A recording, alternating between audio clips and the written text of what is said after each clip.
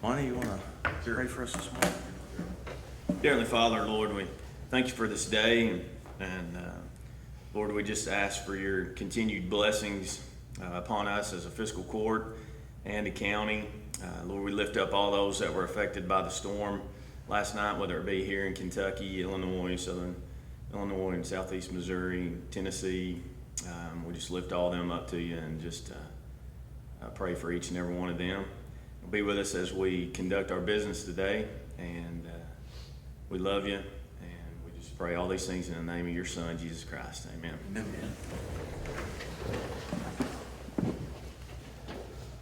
Pledge allegiance to the flag of the United States of America and to the republic for which it stands, one nation, under God, indivisible, with liberty and justice for all.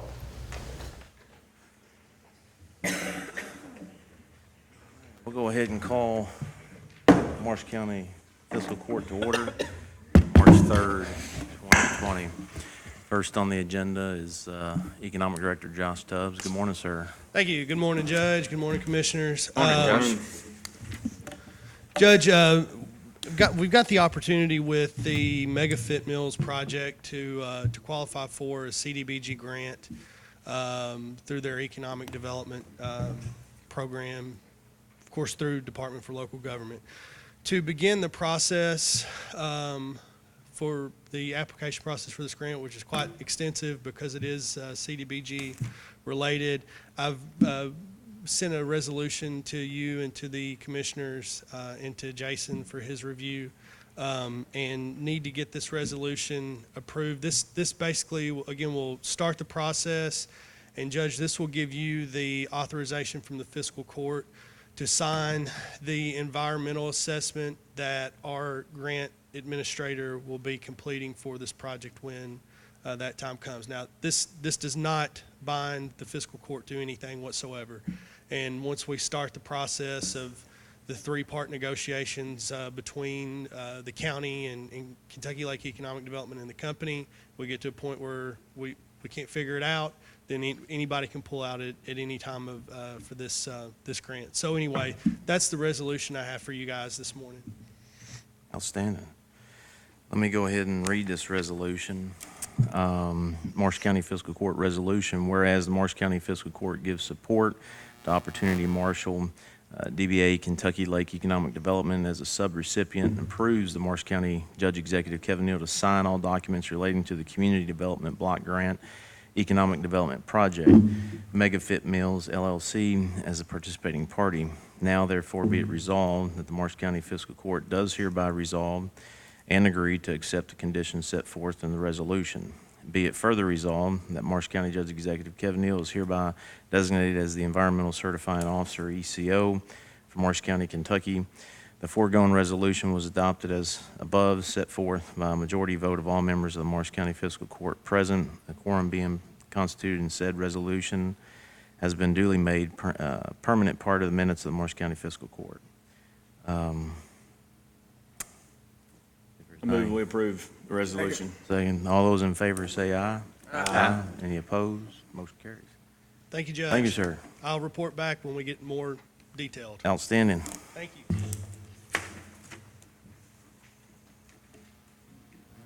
Next on the agenda, before we introduce our new emergency management director, I've had, obviously, several people who have contacted me, and I appreciate the folks who have contacted me in regards to letting go of the last EM director. But that EM director and myself had a conversation. I was going to stick to my word, and I did. But now we have a new EM who's filled that position. But I think it's appropriate that I explain to some of the folks who have asked why I let him go. And when if you go back 4 years ago, when I came into office, I talked about transparency. I talked about department heads when they come in, that they will have full run of their operations. I'm not the emergency management director. I'm not the 911 director. I'm not the treasurer. We are the fiscal court. The judge executive carries out the wishes of the fiscal court, and I give the instructions to the department heads to carry out their departments. With that, there are responsibilities. In this situation, the EM is an appointment of my office, and it's a direct reflection of my office. I've made some notes to keep it simple for everybody, but if we go back, the court should know, because the court signs the actual invoices for the generator maintenance. We have a maintenance agreement with Cummins. All right, so everybody knows that we did that. What year did we do that? Was that 2017? Yeah. So when I came into office, there was no contract as far as maintaining our generators. And you have to understand how those generators play into the overall emergency management. It is a backup system for our emergency services. So it's 911, it's the radios that all of our agencies use. If those generators go down, then the sheriff can't talk on his frequency or his radio because the backup system fails. One of the things that we did with asset management is we put this in place so that we have an annual inspection, what we call PM, preventive maintenance. They come out and they actually do maintenance checks on this equipment. This is the county's asset. And when the technician comes out, in this case, which he did, and identified these items need to be replaced, those items need to be replaced. There's monies budgeted for it. It didn't get done. And if you remember, I forget when that was. It was last year when the dispatcher stood in front of us and said that they had a power outage and they were answering on a phone emergency calls. When he said that, that caught my attention. I don't know if it caught your attention, but answering emergency calls on a flip phone, we're in a bad situation, especially if we have a bigger incident. So when you look into it, it's because the generator, there was power outage down at the judicial building, or not the judicial building, but the jail, the sheriff's department, 911. There was a power outage. And when that power outage went out, that generator is supposed to kick in to give power. That's the backup plan. Well, the generator didn't kick in. So we lost our 911 services. So those emergency services did not have the connectivity that they should have had. And when you go and you look, okay, how did this happen? Why did we lose power? Electrical storm, lose power, okay? Why didn't the generator kick in? What's our redundancy plan? Generator's supposed to kick in. Generator didn't kick in. Well, why didn't the generator kick in? Well, when you start looking at the invoices and you see that the technician actually identified these items need to be replaced, well, then we should replace those items. Well, those items didn't get replaced. And then when the generator failed, it was actually those items that failed. Therefore, the backup plan didn't work. That when you look at emergency management, it's the management of those assets and the services. That's not my office. That's not, we put, as a court, we put these measures in place so that our agencies can be successful.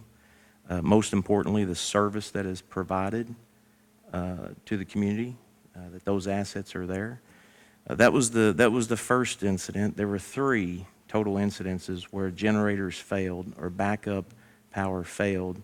There was one where a power line was taken out by a tree limb. That's the one where I actually went out on site. And I went out to the asset at our tower that's out in Draftonville and looked at what condition that asset is in. The generator failed. Once again, when you look at the invoices, the technician identified these things need to be replaced. They weren't replaced. That particular day, if you remember, Sheriff, the only frequency that had connectivity was EMS.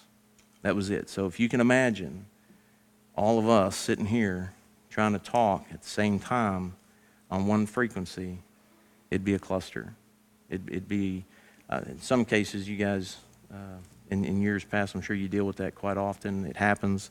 But in this case, we try to put these things in place to mitigate those types of incidences. So when I look at it as a overall responsibility of an agency, that is that agency's responsibility to make sure that those things are maintained. And it didn't get done. Now, when I sat down with the former EM, I told him there's no question about the individual's service to this community.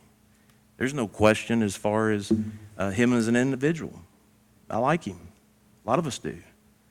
But in my office, my responsibility is to make sure that these mitigating issues are to be followed through. It's not my job. It's not nobody else's job in here except the EM to make sure that those things are taken care of. That falls under that office, and it didn't get done.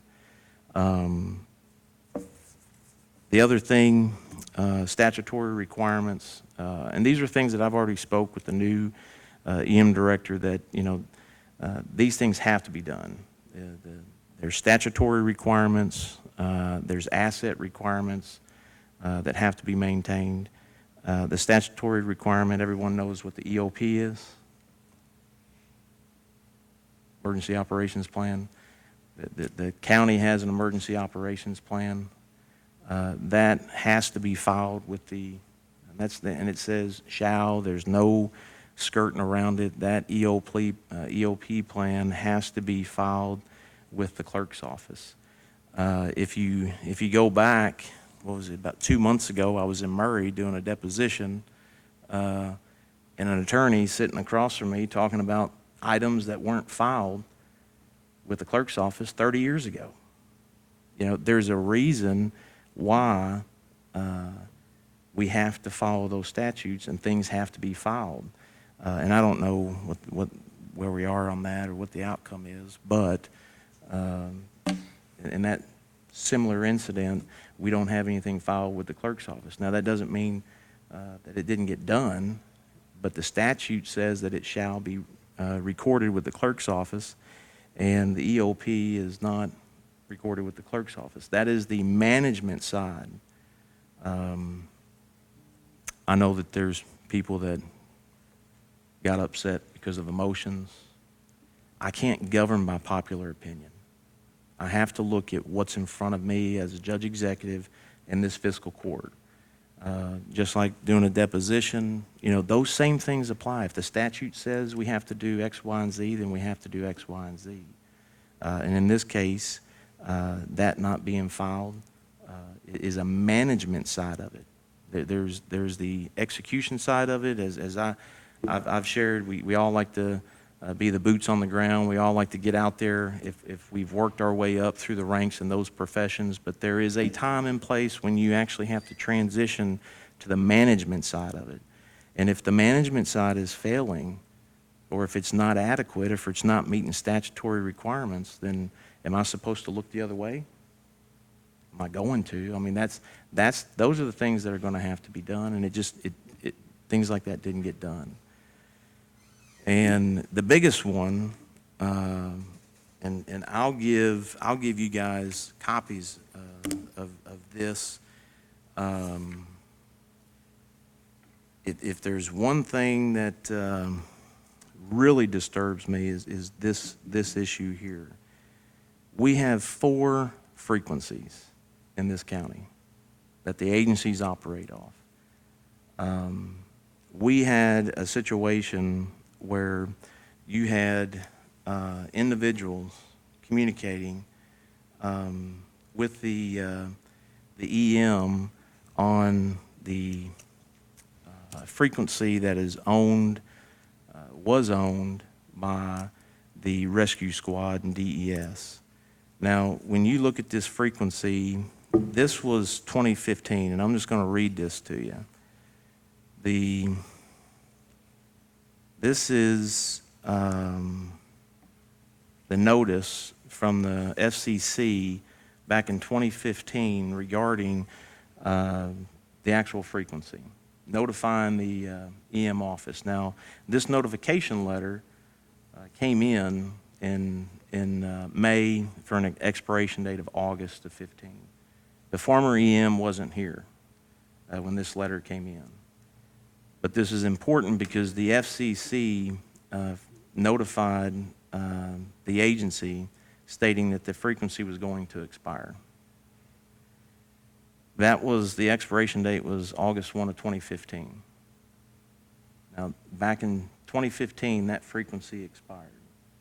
Nobody realized that that frequency had expired.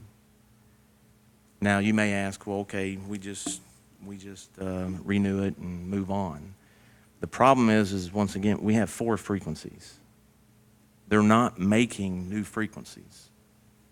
If you've ever worked in communication, I don't know if you gentlemen have, but if you've ever worked in communications, if you don't have enough frequencies, you're sharing. And right now we're sharing, agencies are sharing frequencies. In some cases, you've got multiple agencies potentially on one frequency. And it can be a very chaotic situation, especially when you're in a life-threatening or a serious situation. So this frequency was expired. The county owns some of the frequencies, but this particular frequency was actually owned by the emergency management or the rescue squad.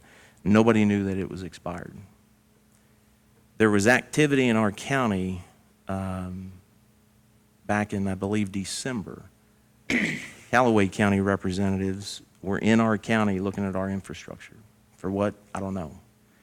We just knew that they were in our county. I didn't know if you were aware of that. Do you know why they were in our county? For Their county, but sometimes like World 2, I think they even identified maybe a place on the house phone to carry their north end. Okay. So, and that's important because they are trying to, you'll find out here in these documents, they created their own problem, is what they did. And by creating their own problem, they tried to get the REM to sign off on that frequency, basically to give it away.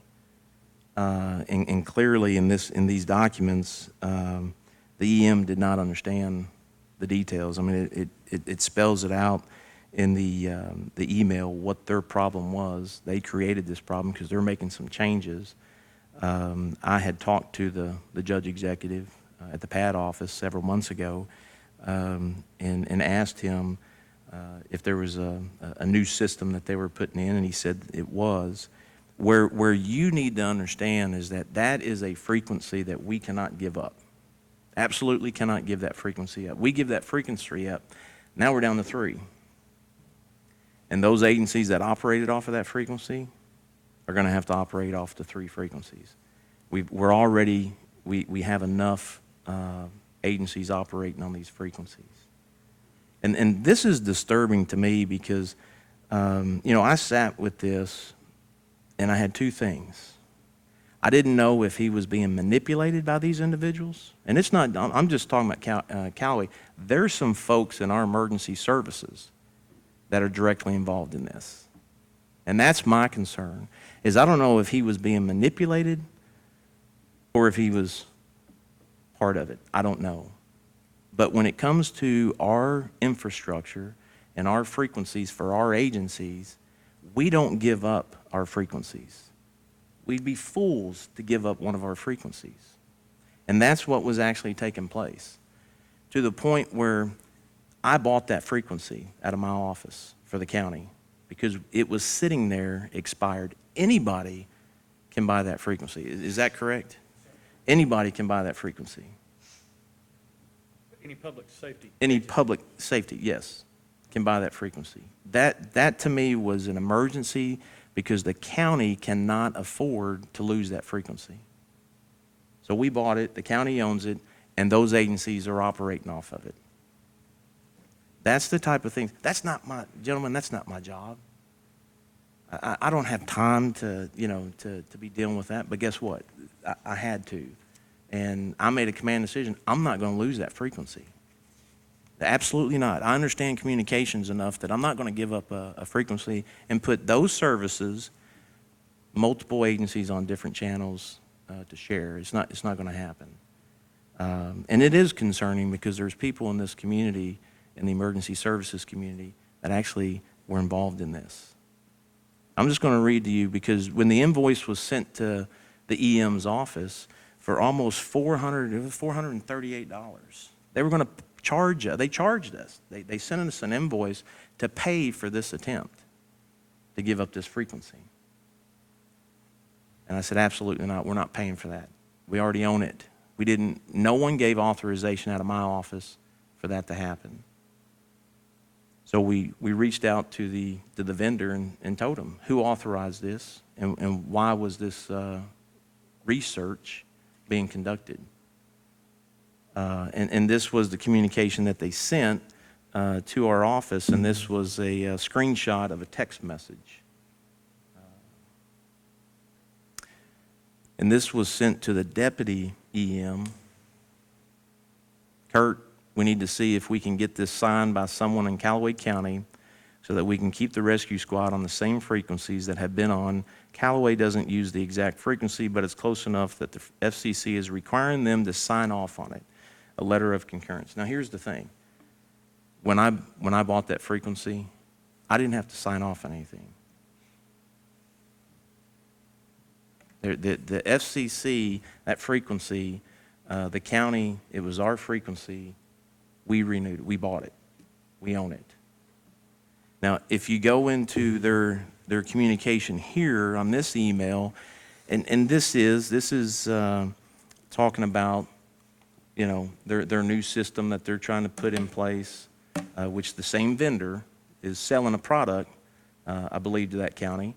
Because, again, I talked to the judge, and they're sending this to our EM director, basically saying, here's the potential problem, and we need this to get executed.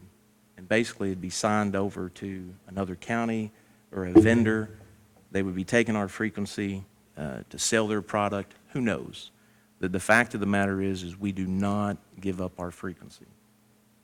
And clearly in this email, the EM did not know what was going on. Now, that's the management side of it, and you can see how the implications would have for those agencies that have to use those frequencies. And I don't know if there's, we can talk after this about this. My concern was getting that frequency, but this underlying stuff that was going on is concerning to me. And if I was the former EM, I'd be upset at some of these individuals because they either manipulated him or he was part of the problem. I don't know. But when it comes to public safety, when it comes to that office, it's to provide services to the people in the community and those agencies that use those frequencies. And that we can't sacrifice. Again, I don't know how else to explain it to you. I like the former director, but I can't tolerate this. None of us can. We cannot be in a position to tolerate that. So that's why I made the decision. And, the new EM has hit the ground running. He's obviously he's got a lot of work to do. He's got to obviously meet folks. He's got to find out where his lane is and work with the agencies, and everybody needs to work together. But when it comes to experience and knowledge, he has it. There's going to be a growing period, but I can attest. I asked him to give a report on the IAPs that he's done. That's another thing. Our last IAP, Incident Action Plan, was completed in 2014. We've had incidences in this county, and there's no IAP that's been completed that we can find. I mean, it's that management side of the wheelhouse for that office, and that's what he's been tasked to by statute. Not Kevin Neal, not Kevin Spraggs, not Sheriff McGuire. It's statute. Those statutory requirements that office is supposed to hold, that's what directs that EM director. And I wanted to make that clear because these same individuals that are behind the scenes that nobody realized what was going on are the same individuals that are out there trying to be an obstruction to what this county is trying to do moving forward. And I'm not going to tolerate it. And I know this court wouldn't tolerate it because it puts not only citizens in a unsafe environment, but it puts our agencies in an unsafe environment. But that's something that we can discuss later. But I wanted to explain, I gave my word because, like I said, I like Kurt. And now that we've got a new appointment to that position, I wanted to give the court and those that have asked why let him go the details. And we're going to move forward. We're going to get behind these agencies that have to operate in our communities, and we're going to take care and safeguard our assets as long as I'm here. So that's the basis of why I did what I did. We went through a hiring process. Tex Johnson was here at the last court meeting. There were 9 applicants that put in. Brian comes from Tennessee and clearly has the background. And he definitely hit the ground running. I want him to explain to you the IAPs that he's already completed with the drowning victim down at the river. We've had a hazmat incident. I mean, this man in the past 2 weeks has been busy. So Brian, if you don't mind, just give the court an update, if you would, please, sir. Good morning, Fiscal Court. My name is Brian Crawley. I'm a licensed paramedic. I've been a paramedic and EMT for about 35 years. I started my EMS or my firefighting career at 16 years old, and I've pretty much been serving the public my entire adult life. I come from the background of I'm an incident commander type 4 through the federal or National Wildfire Coordination Group and incident qualification systems through the federal government. I've responded to over 150 federal disasters across the country in aspects of wildland fires, large major incidents from the Carr Fire in California in 2018, the Woolsey Fire in Malibu, the fires in Florida in 98. So I have quite a bit of incident command and control experience from being a medical unit leader in those incidents where Flagler Volusia Complex, we had over 5,000 firefighters, had over 200 emergency medical personnel supporting those things. And those are incidents that I was a primary command and control staff on those. I've been a firefighter, EMT, rescue instructor, I've a line safety officer for multiple years. So I came into this county with the idea that nationwide, coast-to-coast knowledge that I might be able to provide the best services I can to the citizens of Marshall County. A couple of comments have been made that I don't have any roots to Marshall County. Well, that gentleman swore me in, and I swore an oath to protect the citizens and provide services to this county. And that's what my lifelong ambition has been, is to support and take care of citizens and provide that life-saving measure. So when I came in on Thursday, the judge swore me in about 1:30 in the afternoon. I immediately went out to speak to Kurt Schmidt at the incident and learned that he had multiple rescuers on the water in 38-degree weather. They had no heat. They had no capabilities to get their people out of the weather. They were using a small shed that had minimal capabilities, and the females that were on the boat were having to get in a vehicle and drive all the way to Calvert City to be able to go to the bathroom. I asked Mr. Schmidt what I could do to assist him and explain to him what my background was and what I felt EM's job was to do, and that is to support the people in the field. Those guys out there, kind of the military version of bringing the Band-Aids, the bullets, and the beans. My job is to support them in the backfield and be able to make sure they have all they need, and what could I do to provide for them. I came in that evening and talked to the judge, explained to him kind of what I wanted to do, and he sent me back to take a look at what our office could provide. Came back to him the next morning and said, Your Honor, we've got some issues that we'll discuss at a later date. I've got a lot of things that I need to look through in our office. And said, this is what these people in the field needed. And we immediately spun up with the help of Parks and Recs and some other departments. We were able to provide them a tent with heat, with food and shelter from the Marshall County Responder Support Team, which is based out of my office in the American Red Cross, to be able to provide them food, water, and drinks along those lines.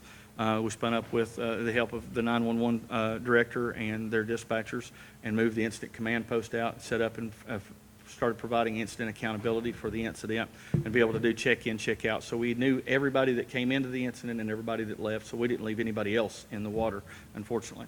One of the things about an incident command system is it is a standard, it is a national standard that once you enter into an operational period beyond that second operational period, which is usually 12 to 16 hours, depending on what they consider, a written incident action plan is supposed to be followed. And that written incident plan is your documentation on what happens in the event, who's there, what they do, and how things are supposed to go. And I would like to pass this around if you want to take a look at it. This is our incident command plans for both Saturday and Sunday, along with our activity logs. Those activity logs are filled out by each individual organization or group. If they're on a boat, they fill out where they went, what they did. And this is documentation that if a year from now we were needing to go back and say, well, did you look in this area? Well, yes, sir, we did. I've got documentation that this boat made this many passes in this general area, and we were able to document what we've done. That has not been followed up from what we've been able to tell for several years. So this is one of the things that we hit the ground running to try to make sure that we were following national standards and moving forward.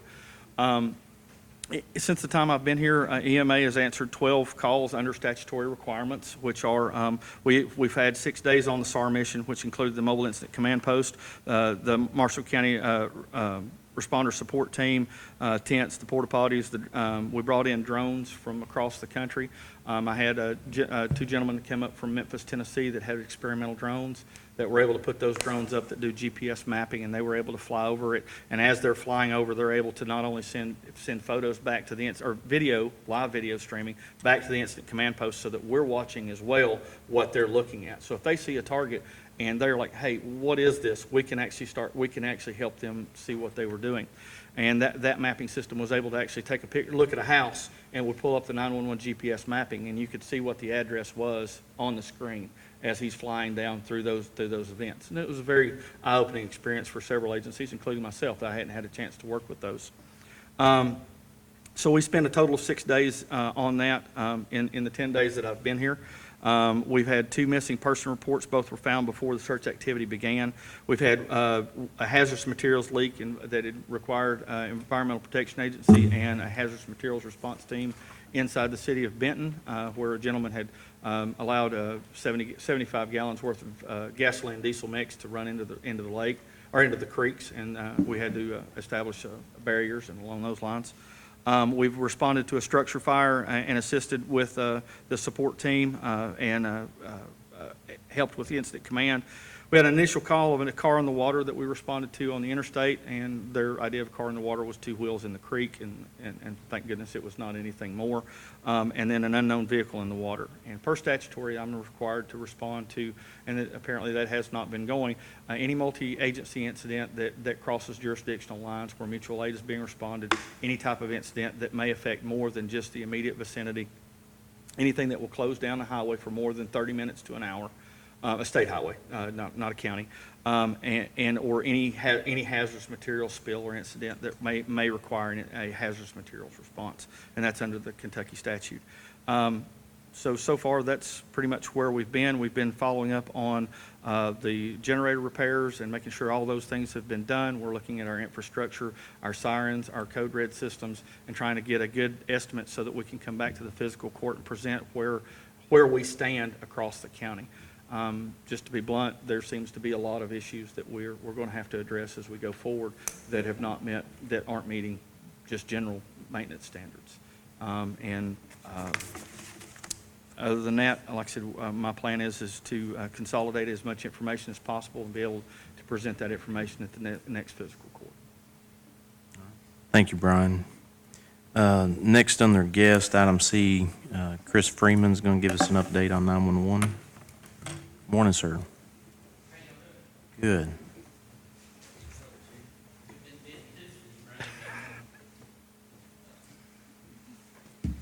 First thing is, we got our radio consoles in. That project was over, let's see, we got them in on the 31st of December. We've been fixing issues as they come up. It was hard to come in on a 25-year-old system and figure out what wire went where, what did what. But we finally got it lined out. Seems like it seems to be working better. We fixed an issue yesterday where we had some bleed over when we would key up the fire channel. It would bleed over on EMS analog, so we moved around some stuff, changed which antenna we were transmitting on, so we fixed that. But slowly but surely, we're starting to get there. With the console that we have, regardless of the platform a department's using, whether it be P25, analog, digital, whatever, I have the capability to have complete interoperability through those.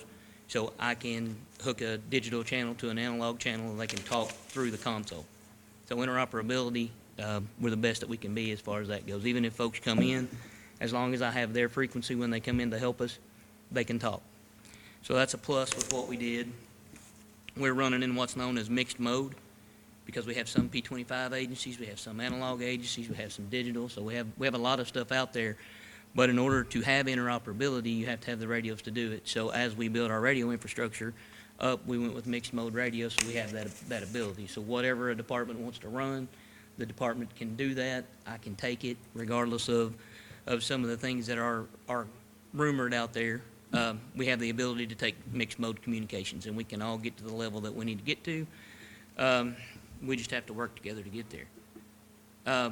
With this new piece of equipment, I didn't lock it down.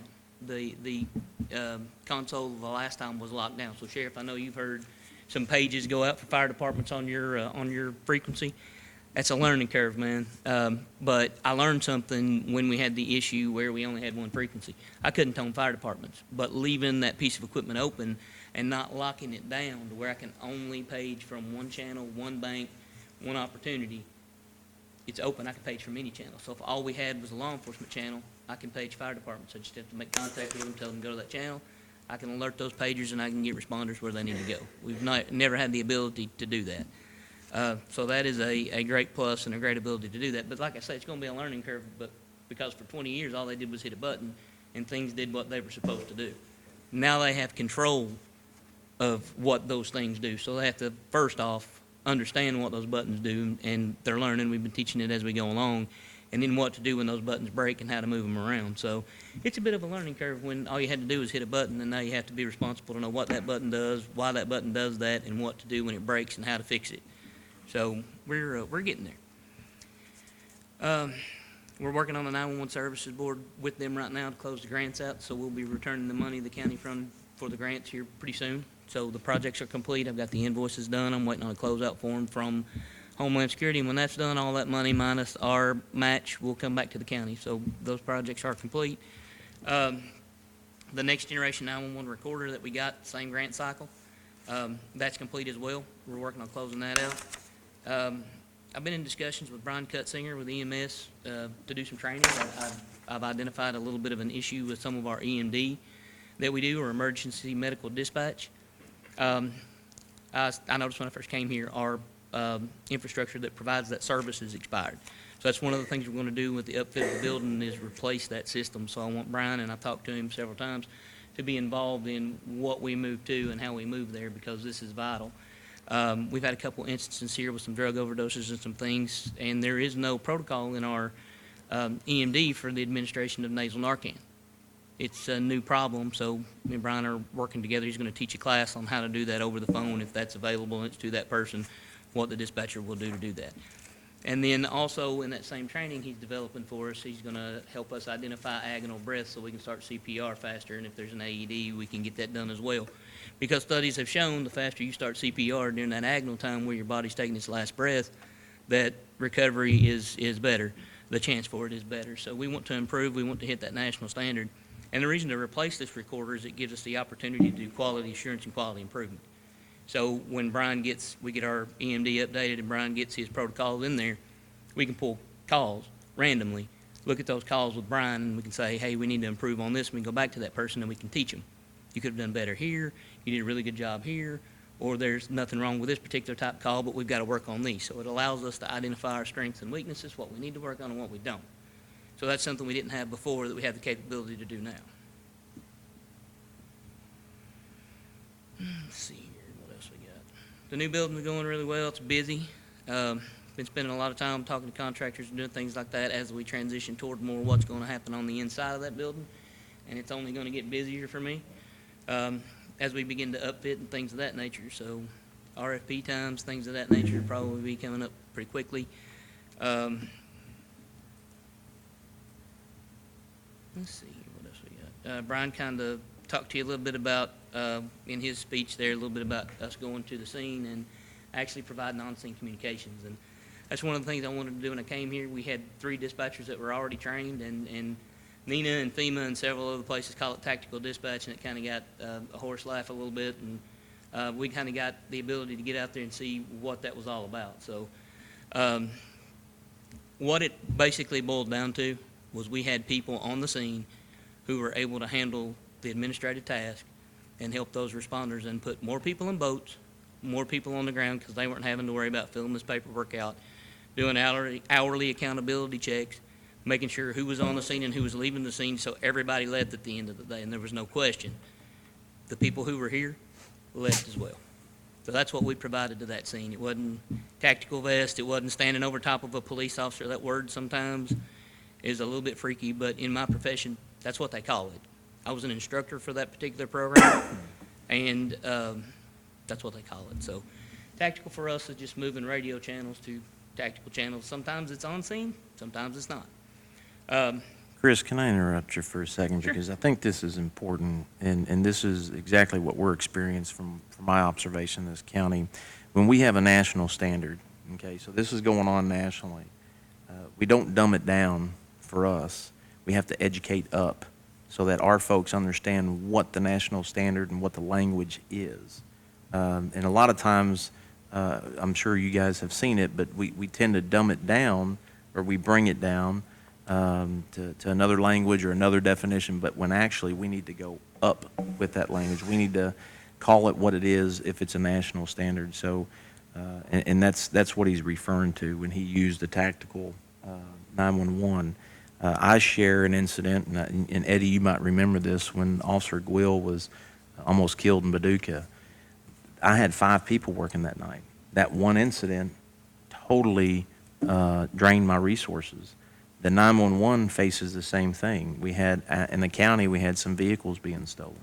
So the exact same thing in the dispatch center, they would initiate a tactical response in the 911 center to where they say, you now have sole command and control of all communications coming from this scene because of the quality of that call and how much resources and dedication you have to put to that.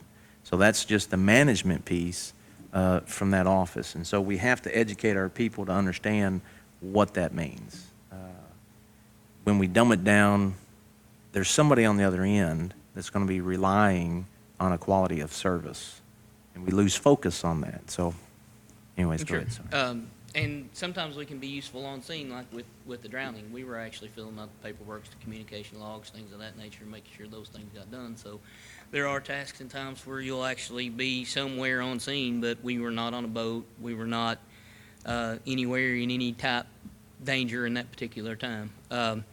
Biggest danger to us were cars speeding through the checkpoint because the company they work for told them to just drive on through. So you got to be mindful when you have people walking around, making sure that the people standing in the road flying the drones are not getting run over. So it's good to have all that accountability.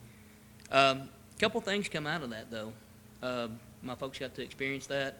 The responders got to experience it in the debriefing. There was a lot of good comments about the ability that we brought to that, and that folks were able to actually go out, search more, search longer, and not have to worry about so much their own safety because somebody was checking on them and somebody had it. But the biggest thing is the first weekend we had 49 people there, 13 agencies, 1 state agency, 1 federal agency. That radio traffic was out of the radio room. Nobody there had to listen to it or deal with it or compartmentalize it anywhere. And the emergencies in Marshall County kept coming. We still had our wrecks, we still had our ambulance runs, we still had our fires, we had everything else going on. but the people who were working could handle those things, and everybody got the same amount of service. So regardless if it was the incident that was over here that was unplanned, or this planned search that we were working on, everybody got the same amount of service. So that was one thing that came out of it. And then the other thing, had some offers from some other agencies to come help us, because we went out 2 times last week, Thursday night and then Saturday. So by the 4th day, we were dragging because there's 4 of us total if you count me. So our resources were slim because a lot of our folks haven't been through the training. So Hopkinsville Christian County reached out and said, hey, you all need a break. We'll send somebody over to give you a hand. So Sunday, they sent somebody over to give us a hand, which was good because the flu has hit 911. So one of the persons I had scheduled wound up going home with the flu. So, or actually a dispatcher that was in the radio room went home with the flu. So one of the people I had to stay there.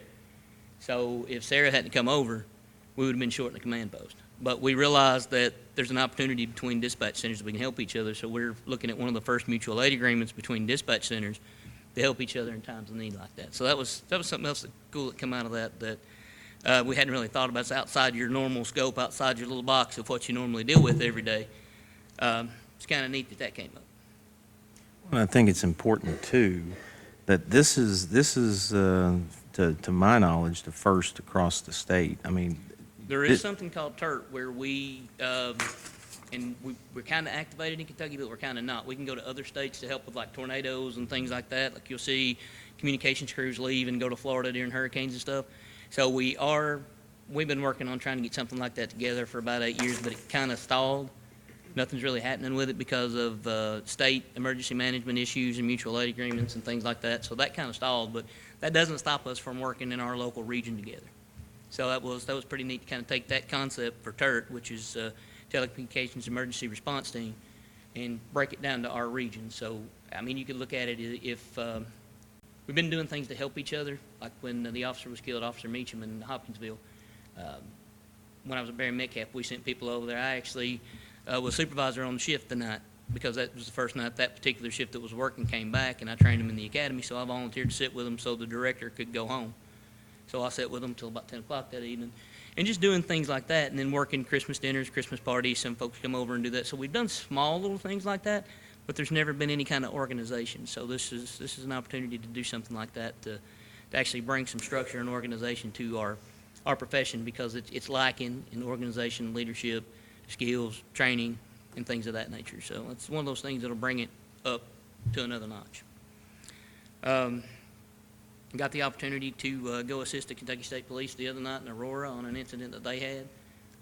We were able to relay things back and forth to post. It didn't last long, but it was good to be there, and no vest, no anything like that. We were probably a good, half a mile away or better in the command post with several buildings in between us, so completely safe, not what folks think it was. And again, it was accountability, making sure all those firefighters, all those EMS crews left, and all those police officers who were in there left, had a place to be warm, had a place for somebody to get them what they needed at the moment they needed it without having to put that traffic through post. That's all I got. All right. Appreciate it. Appreciate it, Chris. Thank you. I'm going to move the correspondence. The KIA authority, I'm just going to read this. We discussed this as a court, requesting the residual funds off of the KIA loan that we have. And this is from the KIA Infrastructure Authority.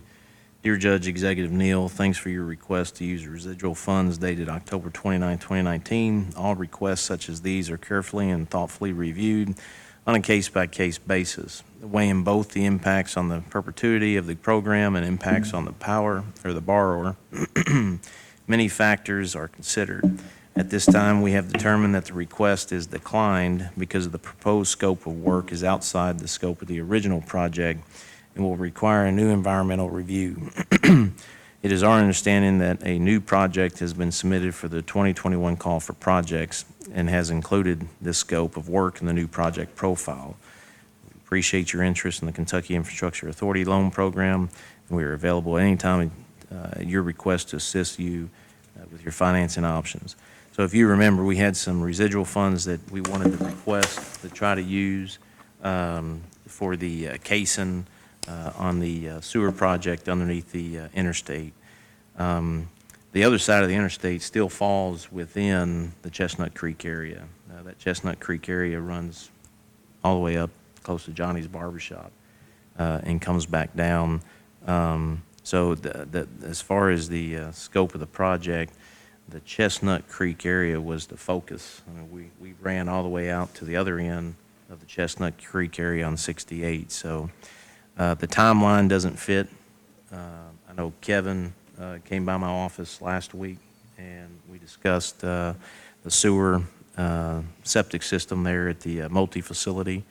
We went out to the project site and took a look at it.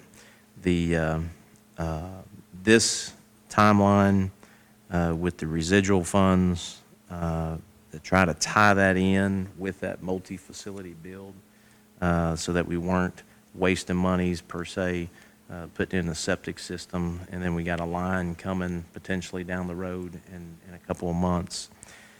So from that, and two, it was fairly expensive on the quote, but from that, I reached out to Mike Carlson at the Health Department. One of the things that we can do, and I think it's a great idea, is what was proposed as far as at the multi-facility. If we know that our intent is to run that sewer up to the multi-facility and pick up the road department, get them off the septic tank, because we're finding out that we think that that might be failing. But we don't have to put in a full-blown septic system with pumps and all that stuff. We can actually put in, knowing that if the court's going to move on this project, and this request was about projected about $150,000. Those residual monies, we figured we'd try it, see if we couldn't get those monies. Obviously, it didn't pan out. However, the project is still a valid project to complete. We can, up to 12 months, the Board of Health, if they know that there is a line coming within 12 months, then we can put in a tank that is a lot cheaper. And with the amount of people that are going to be in that building, you've got the clerk's office that they're just storing equipment. You got your primary election and your general election. There may be some activity out of that office this year, but not long stay. Your maintenance crew is less than 5 folks or 5 folks altogether, and the 911 center won't be completed until late in the year. So as far as the occupancy and the use on that system, it's going to be extremely low. So Mike was like, you can get a 12-month period where you put in a very inexpensive system, pump it out as needed, and it's a lot cheaper. And then when this project ties in, it's a concrete, you can put in a concrete system anyways. It just caps in over the top. So I think financially that might be the best route. The health department is saying that we can do that. Because that was the issue, was the timing on these 2 projects, trying to tie them in, and I think that's the best idea that I've heard. So, I mean, if you guys are interested in that, we'll just keep that in mind. But I did want to update the court that our request that we submitted got denied. Has anybody got any questions on that? Okay. We'll move on to old business. Approve the minutes, February 18th meeting and February 18th special call meeting. Second. All those in favor say aye. Aye. Any opposed? Motion carries. New business, reschedule April 7th fiscal court meeting. That is falling on, is that Tater Day or something? Spring break, so it's during spring break. Do you guys want to do it? I think it's the Tuesday, the week before. I think it's the end of March. 31st. 31st, or we can do it any time, but we figured most folks were going to be gone during spring break, so we don't have to change it if y'all want to come in on Tuesday. I'm here, yeah. But I figured we'd at least discuss it if y'all want to. You're not going anywhere? I ain't going nowhere. going to DC, but we'll be coming back overnight that Monday night. We'll be back. Yeah. Move everything around for money. No, I've got it. I've got the fiscal court meeting on the 7th on my schedule. I'll be here. I just will be tired. I can do 31st if you want to. Now, I say I'm going to be here. I get voluntoed where I go, so I don't know. I'll definitely be here. but- Either day is fine with me. Yeah. Move it to 31st so Monty won't be tired. Probably still be tired on the 31st, to be honest with you. And that's Tuesday, the 31st, March. We need I believe we need an action on that. So move. Second. All those in favor say aye. Aye. Any opposed? Motion carries. Item B, road department approval for auction. We did our bids. Wendy's not here today. They're out there at putting the boat ramp in. But the bid that we did that came in, I think it was like $54,000. There is an auction this month, later in the month, that she wants to go to see if she can find a vehicle that she was bidding for. And if so, she wants the court's approval if she can purchase. She's got it budgeted, so the monies are budgeted, but she just wants to have the court's authorization to go to the auction. And if they do find something, then she'll purchase it. We've met the statutory requirements of the bid process, so that's her request. I think the difference is she's got to actually take money down there, so it wouldn't be a voucher that'd be going through court for approval. So if you make that approval now, then you won't have to, it's not neglecting that responsibility. Do you need the amount? No, like a maximum? Not to exceed 30,000. Not to exceed 30,000. I think that's what, I was asking Wendy when I saw it on the agenda. She just said buy a day cab truck or other items that may be under the 30,000 mark is what she was asking for.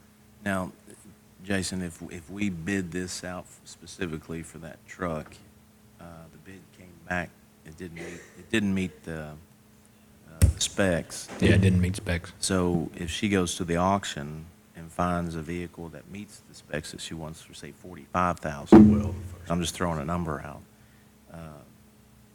Can she purchase that since we bid that vehicle, or how's that work?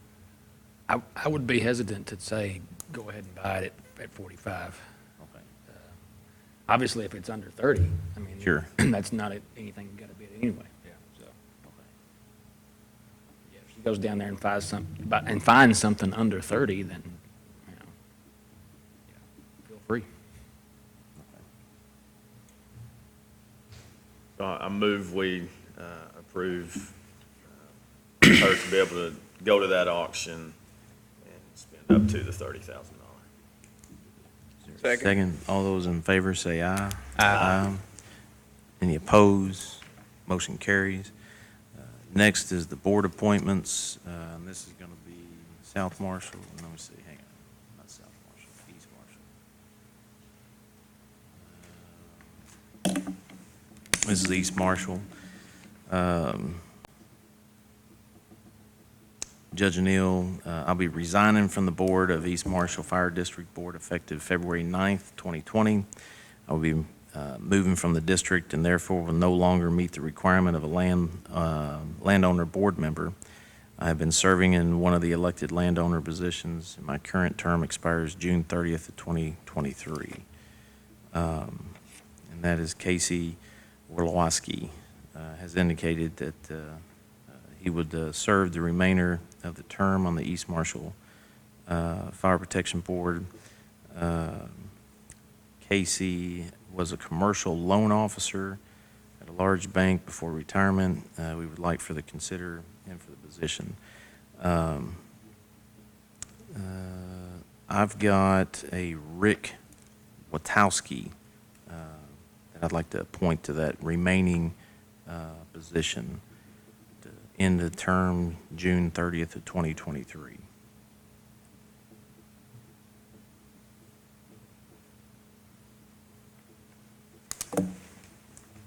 Motion to approve. Second? All those in favor say aye. Aye. Any opposed? Motion carries. This is same fire department, East Marshall, and I've talked to Tex about this one. This is notification that appointed East Marshall Fire Protection District Board member Richard Bay has resigned effective immediately. Mr. Bay has resigned for personal and health issues. Mr. Bay had been serving in one of the judge-appointed positions, and his term would have expired June 30th of 2020 this year. The appointment for this position would be a Jerry Jackson. He does live in the district, and that would be basically the remaining term to the end of June. So move. Is he one of, which one? Which member is He is the, Or would he be? he would be one of my appointees, yeah. Is there a Through second? June. I'm Through, sorry. through June of Up till this June, year. yeah. Second. All those in favor say aye. Aye. Any opposed? Motion carries.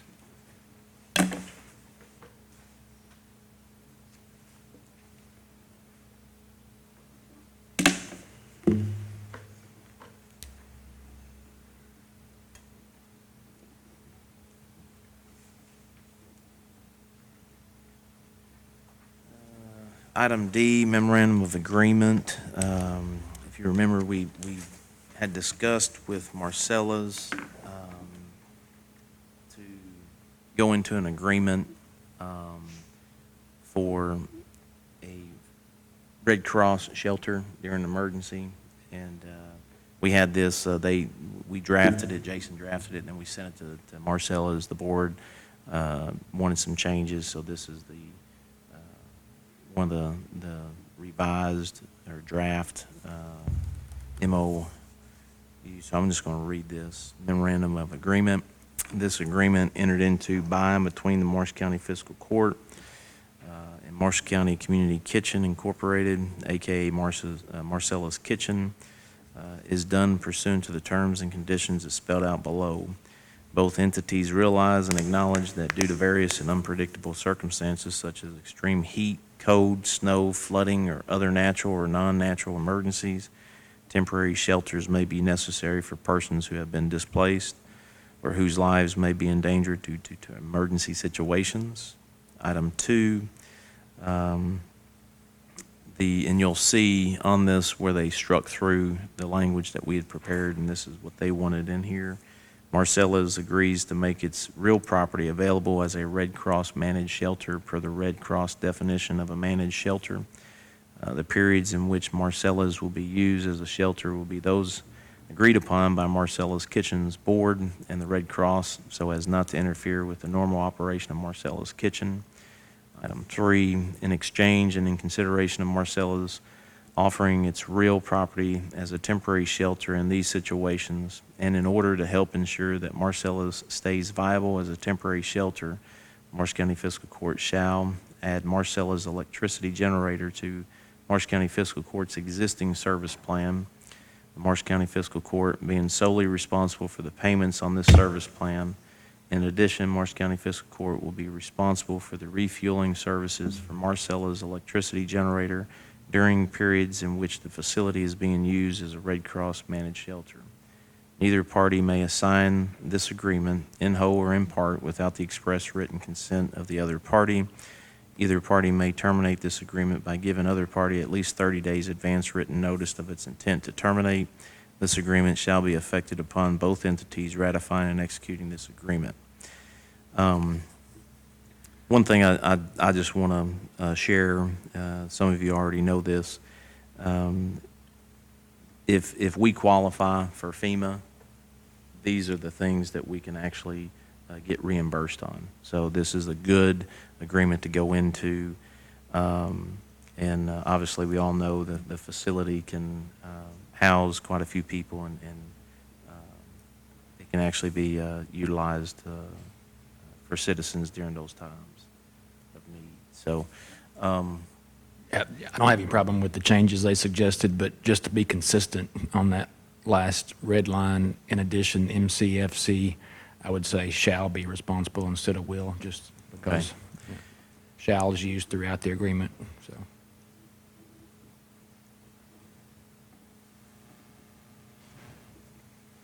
All right, we'll add that.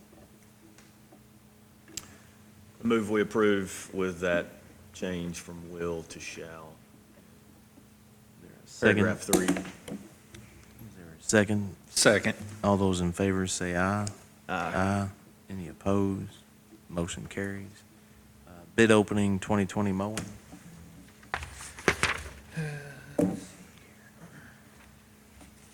Advertisement went into the Marshall County Tribune Tuesday, February 11th, 2020. The Marshall County Fiscal Court received bids for the contractual services of mowing and weed eating of various county-owned properties. Bid specifications can be requested electronically by emailing brad.warning@marshallcountyky.gov.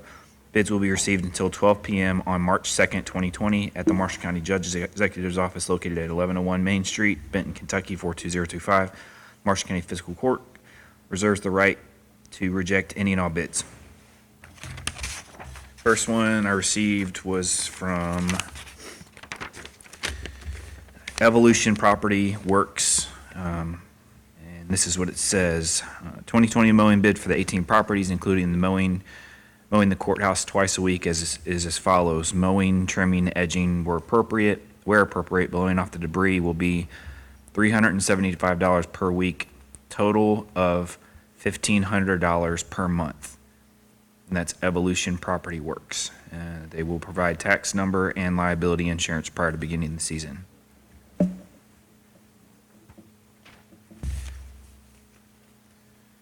Next one.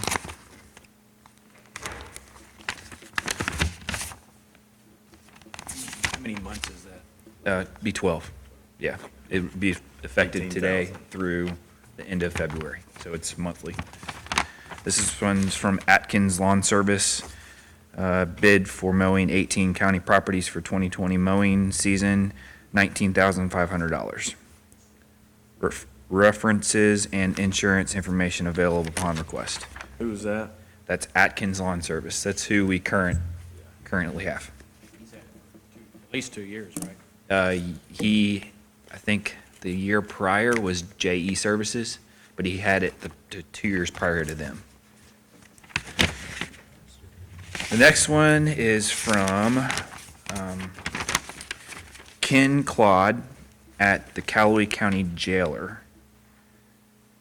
Callaway County Jail wishes to bid $17,292.96 for the 18 properties listed on the bid specifications form we received. The bid is for mowing and weed eating of the properties for 12 months of contract date.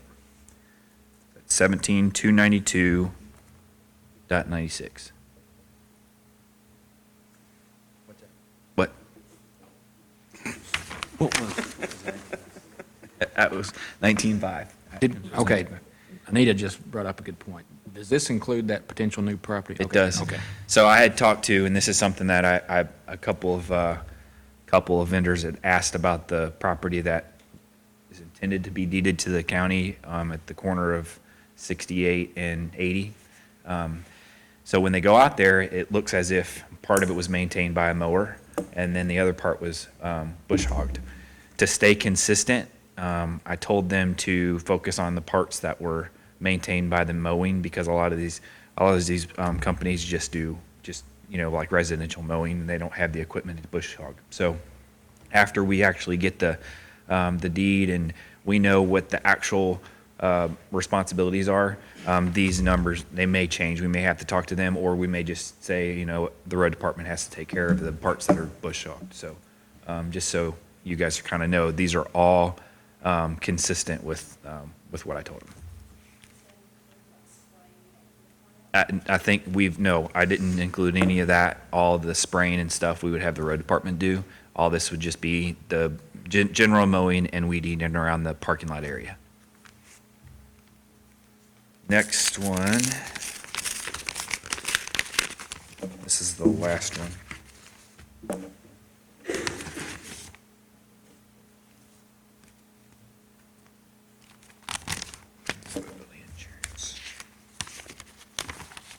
This is from Mowing and Landscaping Services. We were pleased to submit this bid to provide mowing and weed eating services at the Marshall County properties for 1 year term dating starting date signed to 12-month thereafter. Price. Monthly total is $29,0615, so $2,906.15.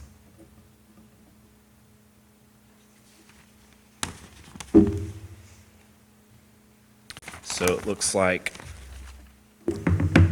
your low bid is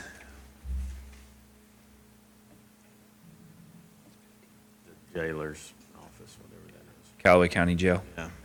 at 17,292.96. Seems like last year, you're right, it wasn't both years, because we went back to Yes. this guy. Yes. And paid more More. because of the service that Yes. you all received prior to Correct. that. I assume Atkins' service has continued to be He's- good this year. Yep, he's real responsive. Anytime And I that we think the have. biggest thing is that he understands like a business, because let's face it, this is a business. We got people coming in and out. The last group was mowing early in the morning when it was wet and grass was going everywhere. He tends to hit this place after everybody's gone, and I mean, we don't have as many complaints. I make a motion that we accept Atkins. He does a good job. He's done it, knows what he's doing. You get what you pay for a lot of times. So. This Evolution, I know the owner of that, and I do not think there would be any problem with him doing adequate work for the services at all. And it's 1,500 less. Well, we got a motion to accept Atkins. I'm gonna Is there a second that. Second, all those in favor say aye. Aye. Aye. Any opposed? No, So motion carries. The reason why we did that is because we had a motion on the table.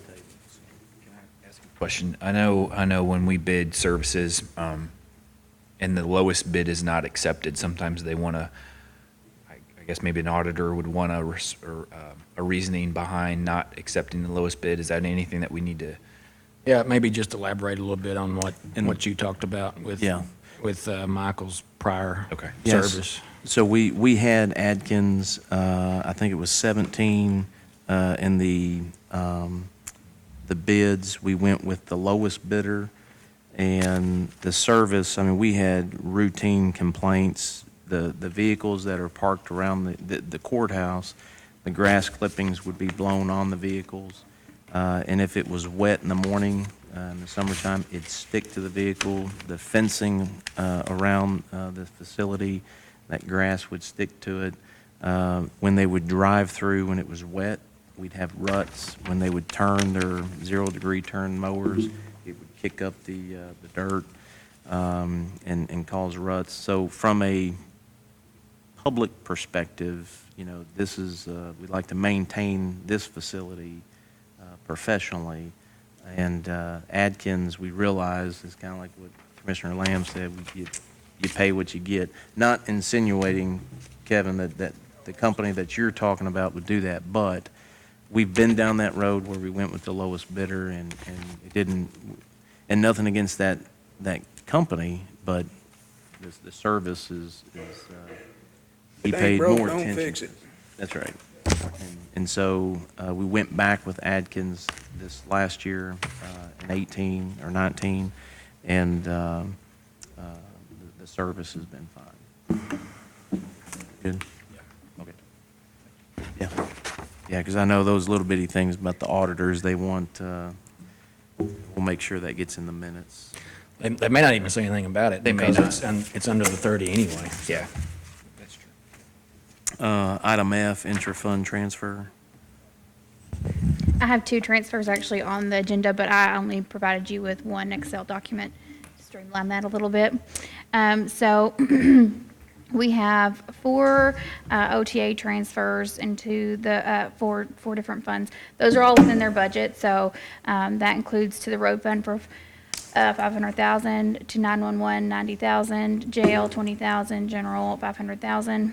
I also have one from the general fund back to the road fund, and that's for a correction of a deposit that went into the general fund that should have gone to the road fund.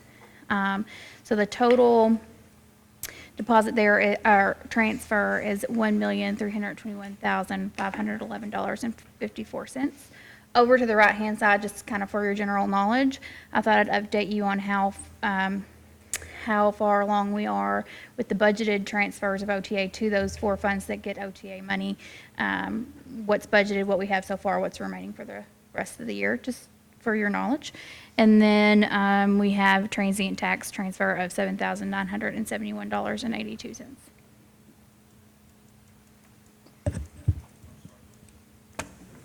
$7,971.82.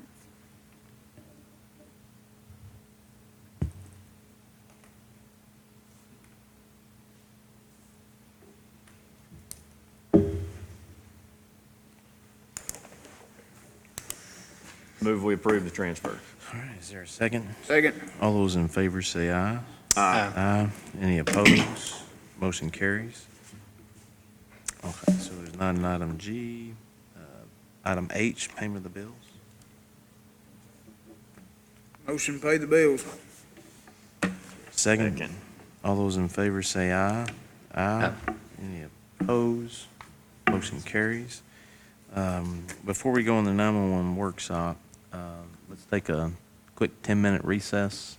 This is going to be got to be long in this workshop, but I've got some items downstairs that an easel we got to bring up, so. Motion to take a recess. Second. Second. All those in favor say aye. Aye. Any opposed? Motion carries. And call Marshall County Fiscal Court back to order. The easiest way to do this, as you can see in your packet, there's quite a bit of information.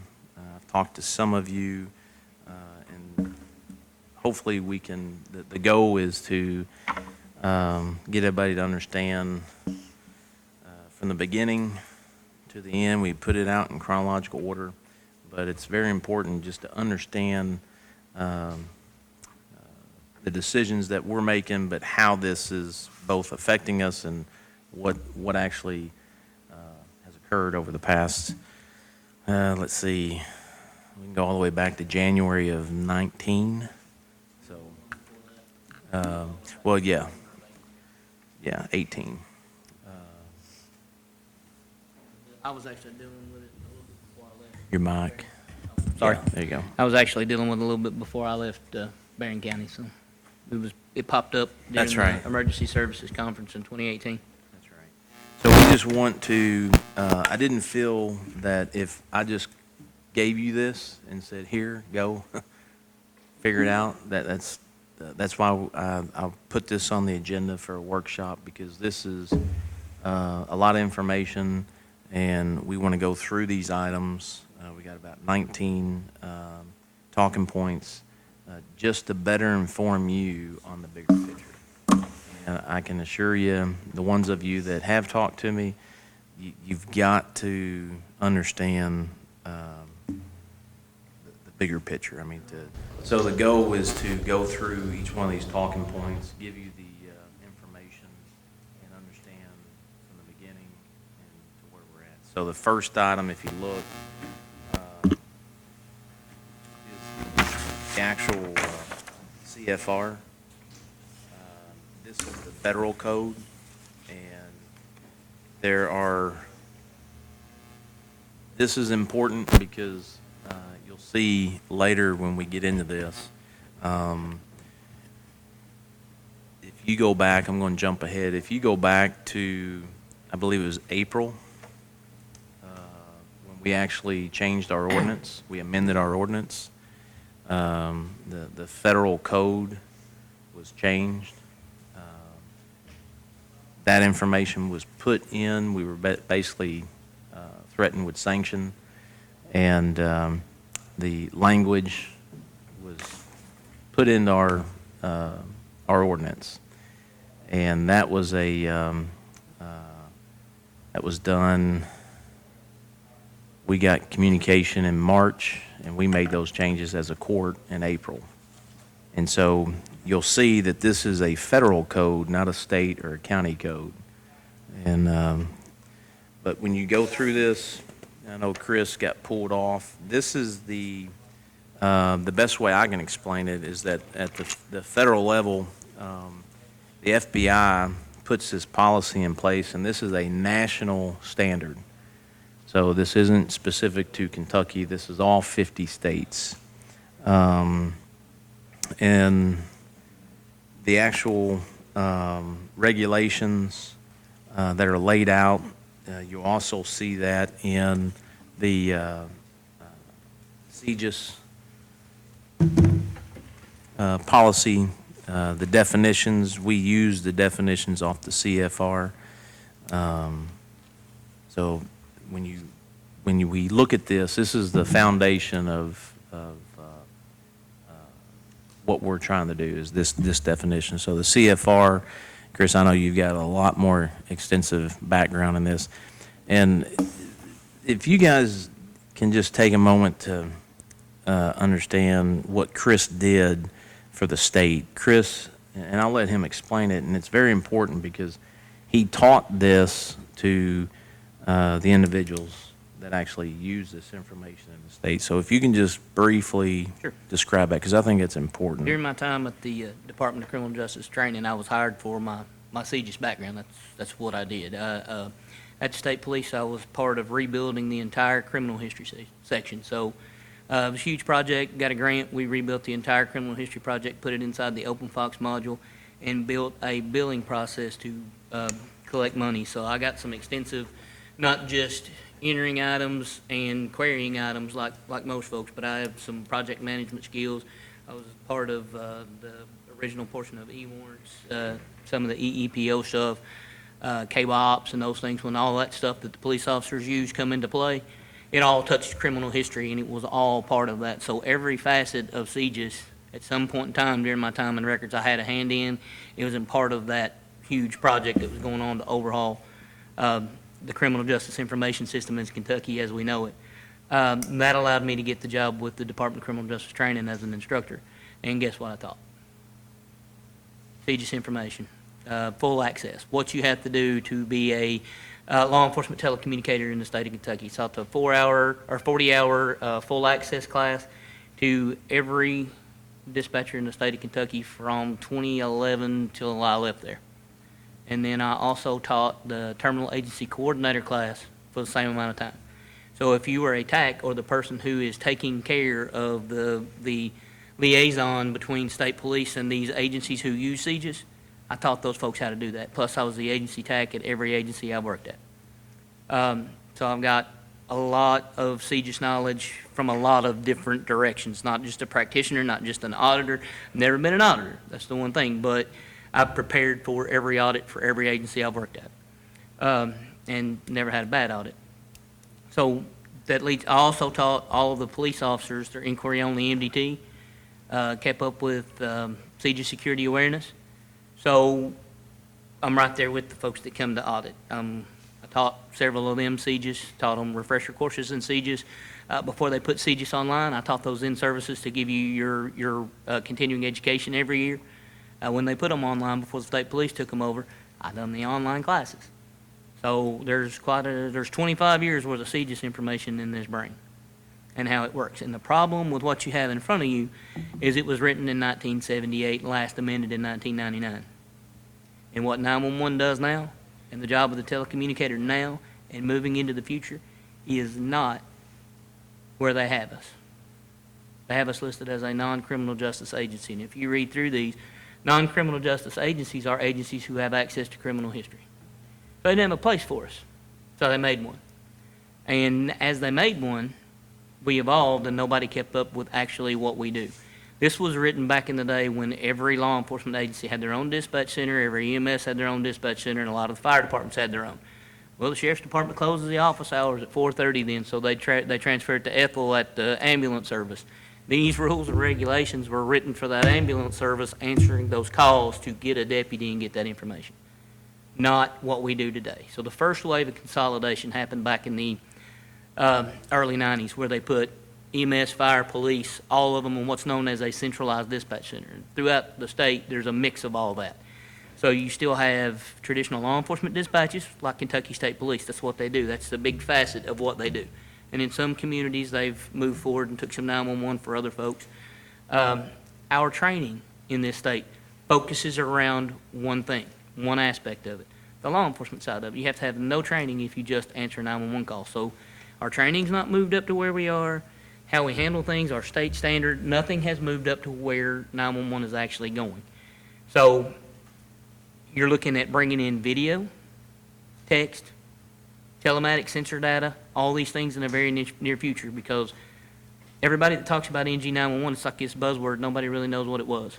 So it happened in the Virginia Tech shooting. There were several thousand text messages went to 911 that day, and there was no ability for a cell phone to send a text to a copper line. It didn't happen. So Congress decided it was time to upgrade 911. But guess what they didn't do? Provide any money. So last year before last, it was 18 it was, so there was a study. Almost $14 billion it's going to cost nationwide. That transfers down to about $150 million in the state, and then down to the local level. But nobody sees this stuff coming because we've been talking about it since 2005. But we're at the point in Kentucky where it's coming. The triggers have been pulled. Mike Sinceri was here from Kentucky Office of Homeland Security and told us the first step to Next Generation 911 is a statewide GIS system. There's a $3 million grant to do that. They're working on it now. We got some serious catch-up to do with our GIS. So it's not just in the day where you answered a phone call, you got a piece of information, and you were a secretary. It is literally an intelligence hub for everything that goes on in this community. It comes through 911 first, whether it be a EMS run, a fire, this emergency that we've been working on with the recovery effort. Everything starts at that point. It didn't used to be that way. So the next wave of consolidation is taking those services, those consolidated services, and putting more than one community into one 911 center to provide the same level of care. Because if you look at us, we're one of two agencies that provide text out here. Our biggest neighbor doesn't provide text. Kentucky State Police doesn't provide text. If we do no more, we've already saved one life with the person in LBL, and that wasn't even in our county. So the idea of these consolidated services is to push this standard across a larger jurisdictional boundary, not just this PSAP. So I don't know if you gentlemen are aware, but if you drive across the boundary into the next community, you don't have the same standard. You drive across it again, you don't have the same standard. Every county in Kentucky does this a different way. It can't sustain like that. Regardless of who we work with, what we do, and how we do it, it can't sustain the way we are. But it's been going on for so long, there's never been a drive or a move to consolidate it. There's been some early adopters and some experimental stuff going on, but there are reasons that those things don't work. And it's because no one has focused on what 911 is. It's always been law enforcement dispatch. That's what we're taught. But 911 is more than that. 911 is taking care of the person that calls. You wouldn't believe it, but we don't really focus in our training when we go to the Department of Criminal Justice Training. We don't really focus on that person on the other end of the phone. We focus on that responder. And that's okay, because that should be focused on for accountability to make sure that person's safe and gets home. But we don't really focus on what we're doing for that caller and different ways and different things that we can do to help them. So that's why this is imperative that we look at this and look at what we're doing. So these definitions were written back before these services were consolidated. So they consolidate the services, pull them out of the traditional police departments where this was not an issue. Now 911 is its own entity. What do we do with it? We call it a non-criminal justice agency, but you start looking at the definitions, it's all about one facet of it, one piece, criminal history.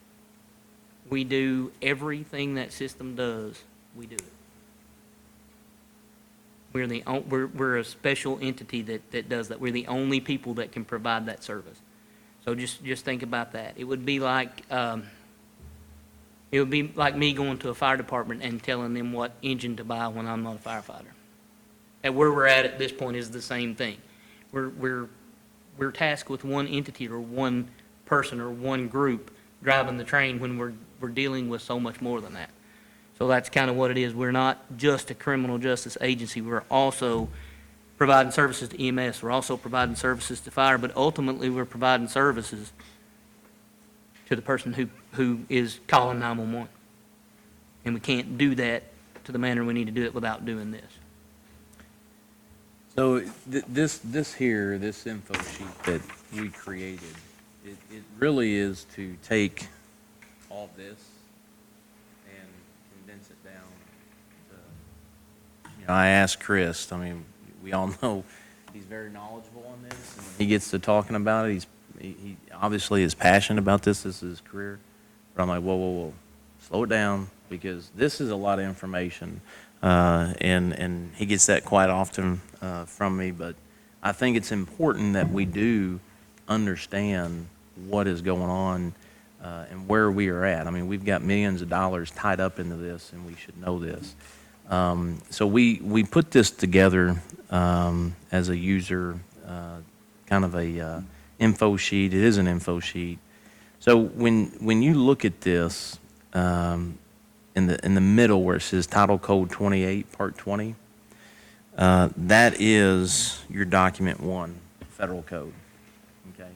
So Criminal Justice Agency, Criminal Justice Administration, and Non-Criminal Justice Agency, those cited title codes, you can reference it in this first page of the CFR.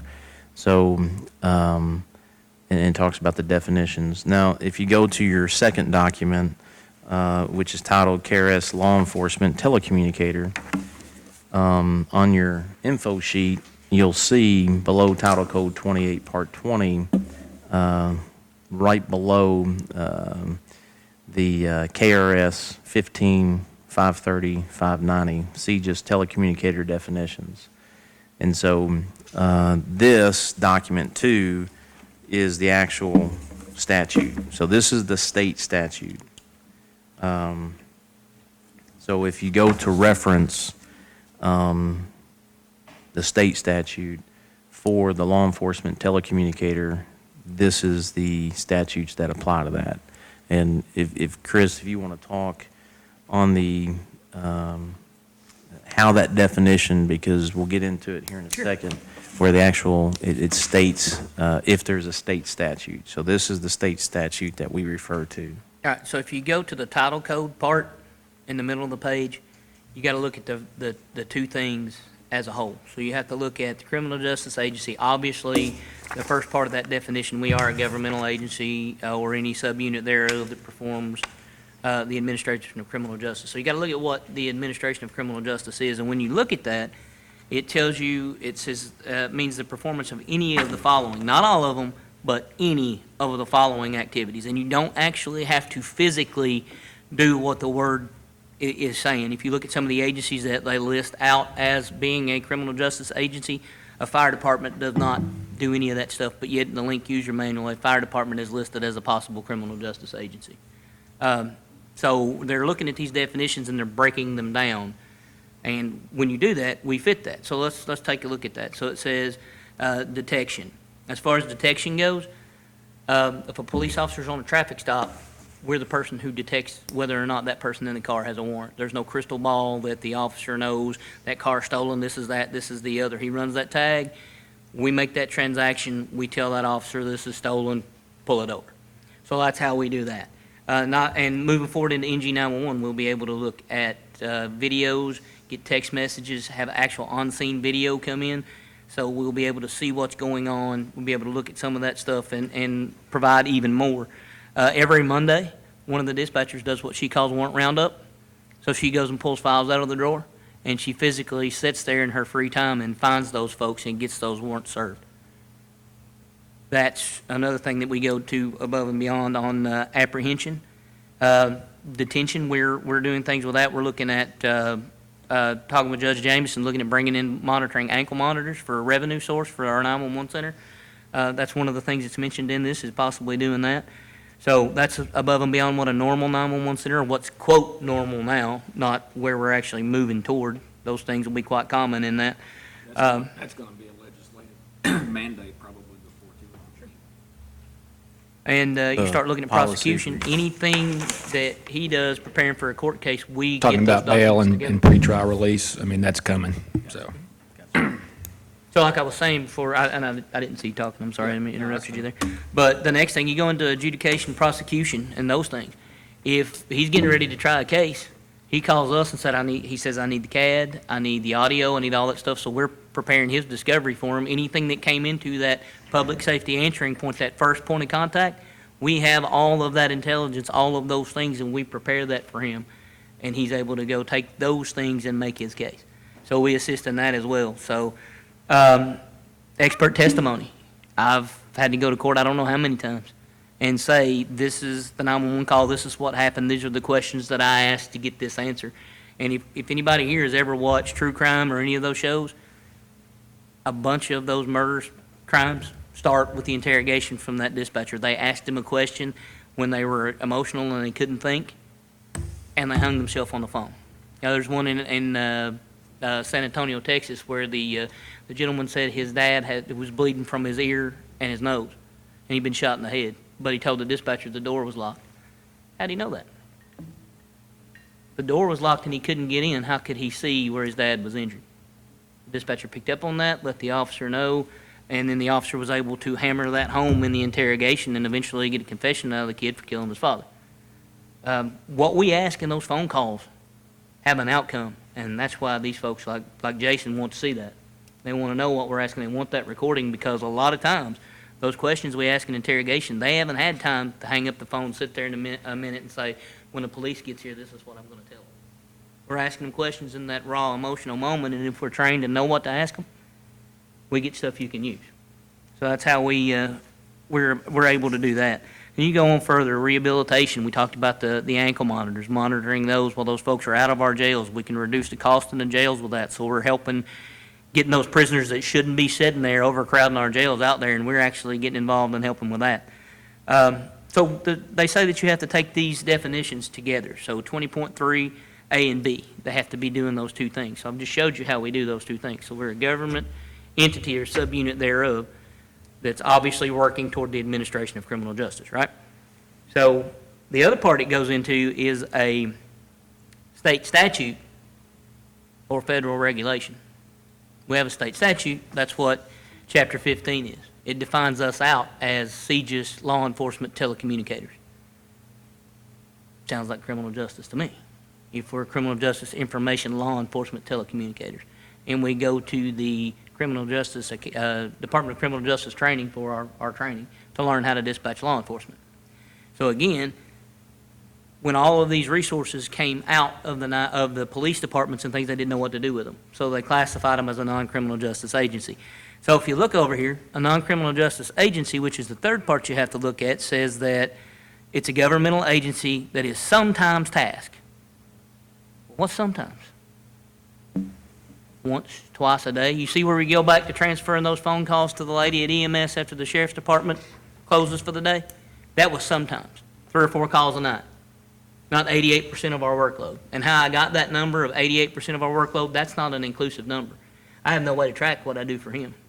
I just implemented a policy where we write down what Jason and what the other attorneys get and things like that for our open records requests. So we're tracking those so we can add those numbers.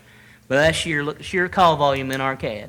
88% of the call volume goes to the 3 law enforcement agencies that we serve. So anything that I do for the Commonwealth Attorney, the county attorney, any other criminal justice agency, I have no way to track that.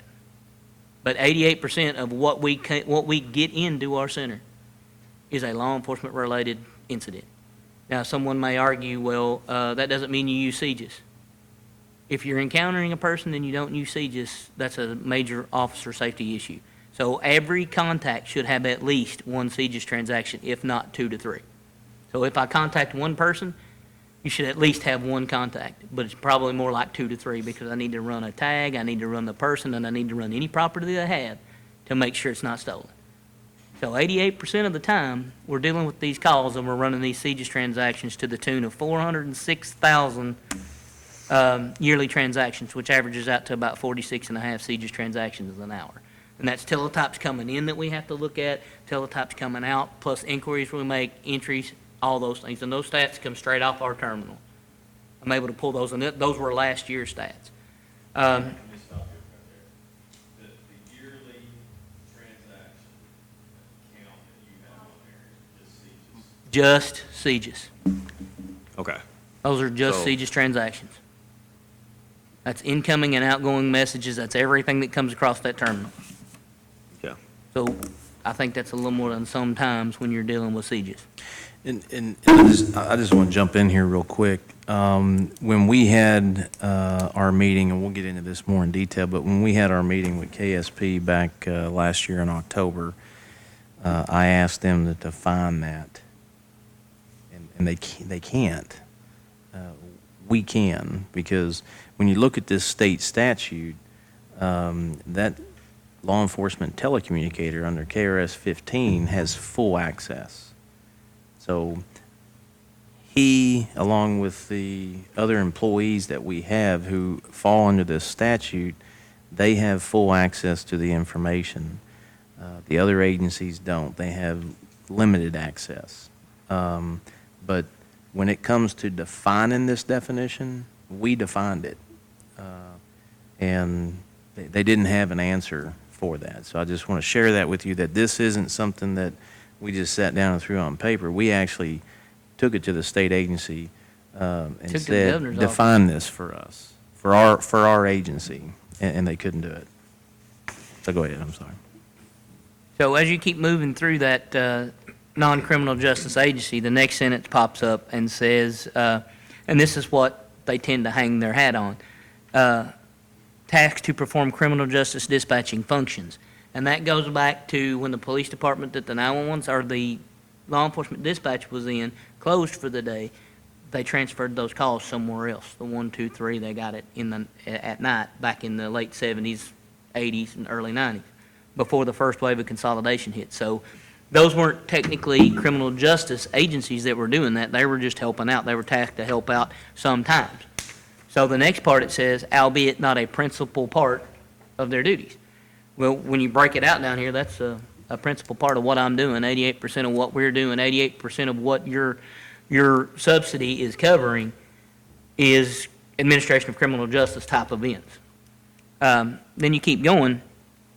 This is where the state statute comes in, and this is where the ordinance comes in, and where all the other things come in is in these next sentences. So just because you're doing this doesn't mean you're automatically, wow, a criminal justice agency. You got to have a state statute. We got one. 15530 through 15590. So that's where this part comes in down here. So not only do we do it more than sometimes, and more than albeit a principal part, we also have the next thing, which is a state statute. And we also have a state statute that allows us to create a local ordinance to strengthen what we're saying here. And that's 65760. So the legal definitions from the federal and the state level, and, you know, the next item is we're gonna go into more detail, but we actually, there are other counties that, I'm getting ahead of myself, so we'll just go to document number 3. If you look at document number 3, that is the original ordinance.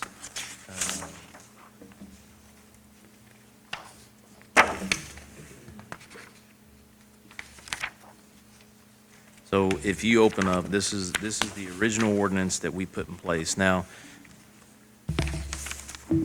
if you go back, and I'm sure you guys know this, the interlocal agreement that the county had in place expired in December, the end of December 2011.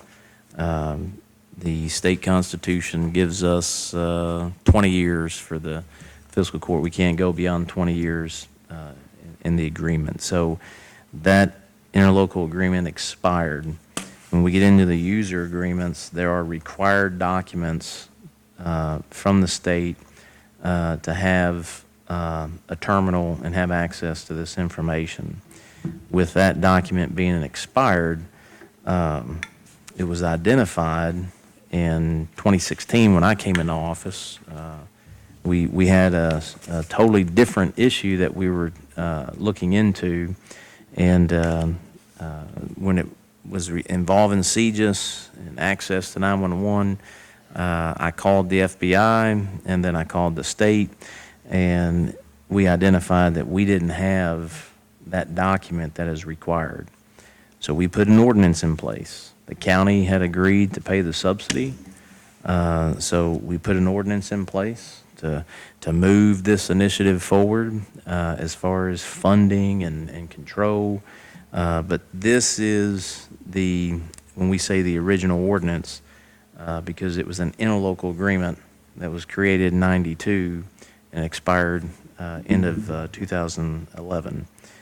So this is the ordinance. It is for reference. The court approved it, and you'll find that we made some amendments, and we're going to get into that in a minute.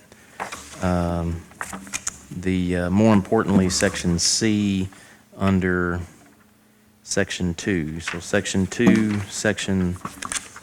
Item C, the Criminal Justice Information System link and NCIC. The next thing we're going to be discussing is the actual user agreements with the Appendix A.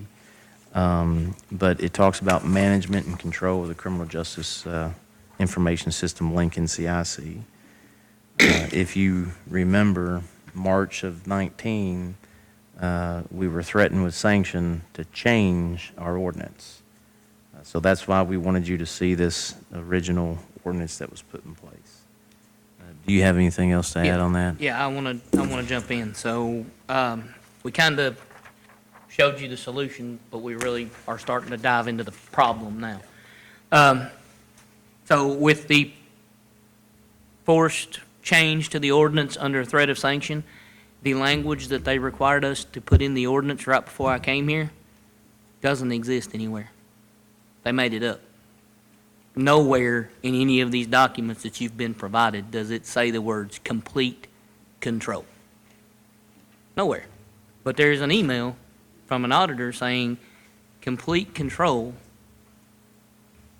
over very specific things had to fall under a law enforcement agency.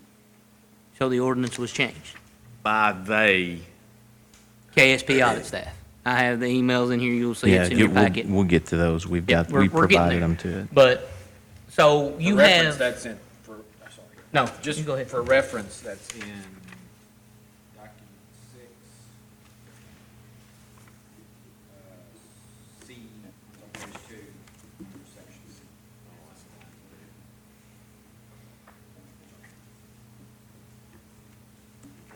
And I'll just share with y'all, that actually happened before Chris got here. And I remember Jason and I sitting down, and we looked at that, and we were like, well, it's already in our ordinance that, the sheriff would have full control over the CJIS policy requirements. So, but we didn't, I didn't know that the federal title code had been changed by the state agency, so we didn't want to lose our terminal, so we just brought it to the court and we put it in. So that's the original ordinance.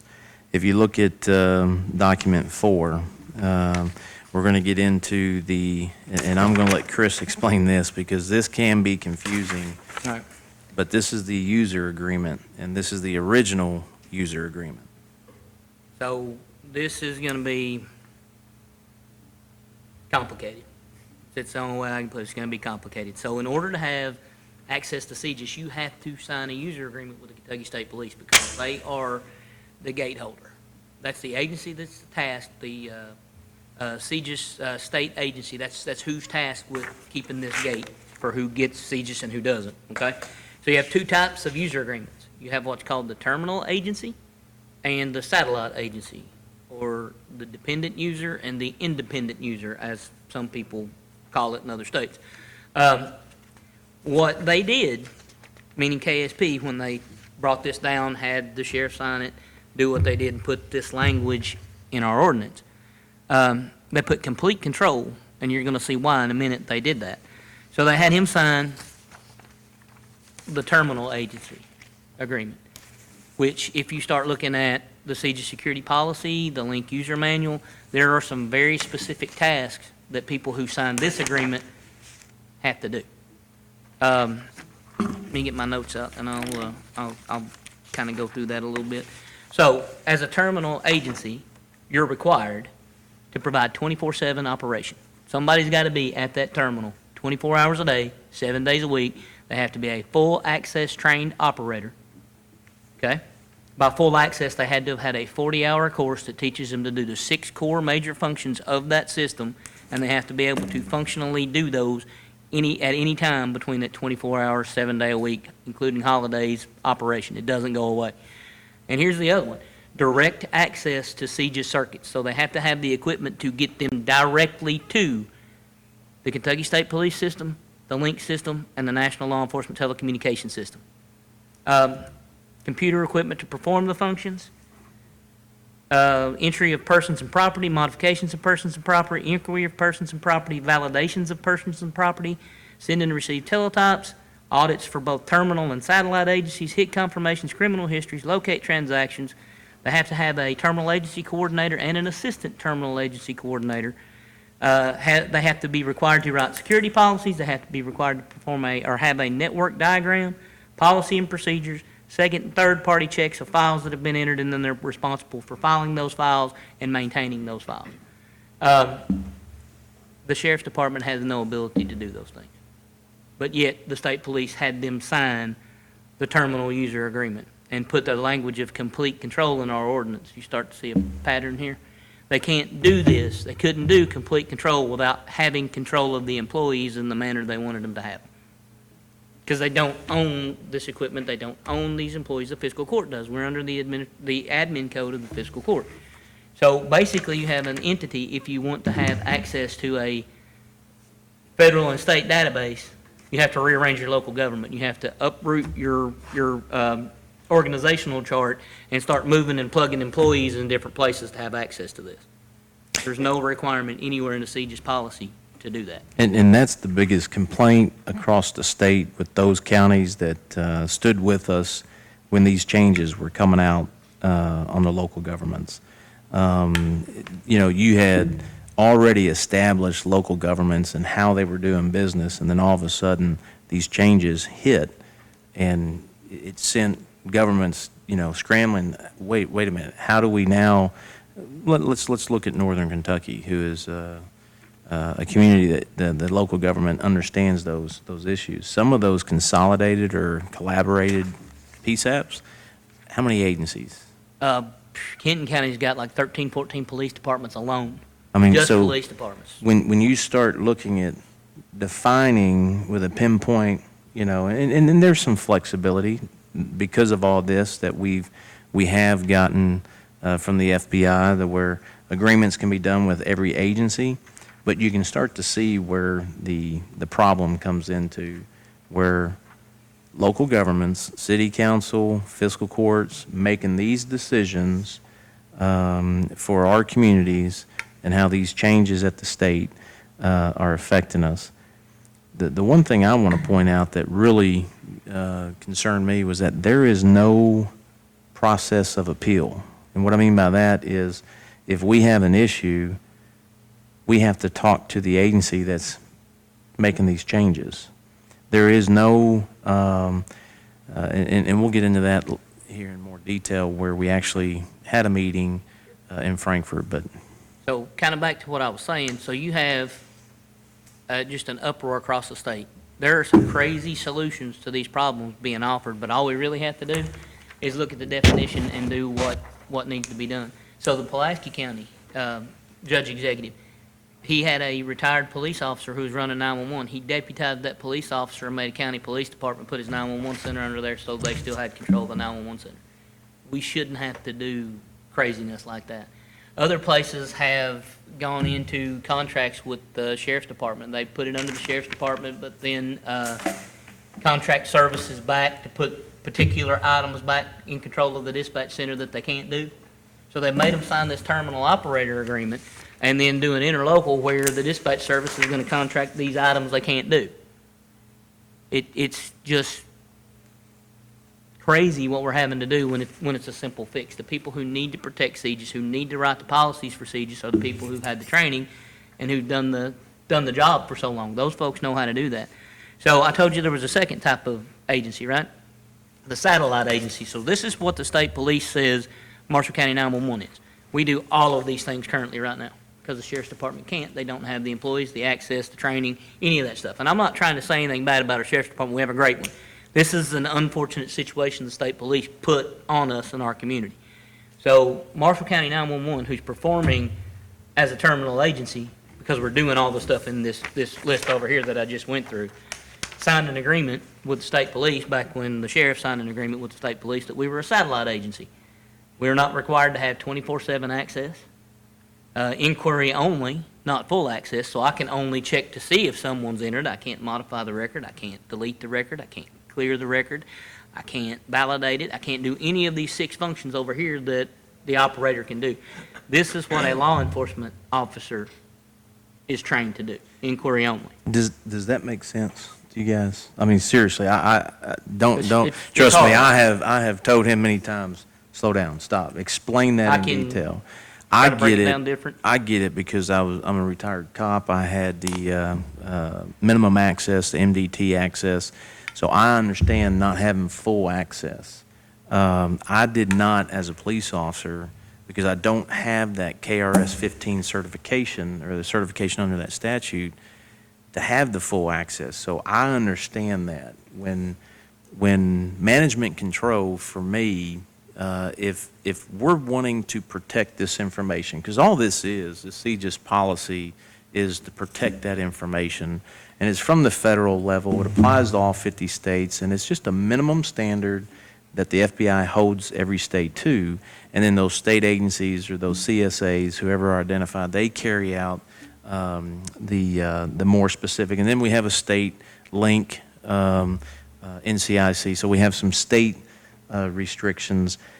But if we're going to put that under an agency, any agency that we can think of, if we're going to put management and control to safeguard that information, who better to put it under than the individuals who have full access, who And are... it's not just the information. What makes it different today and moving forward is the security policy. Yes. Technology. It's not just plugging up to the internet.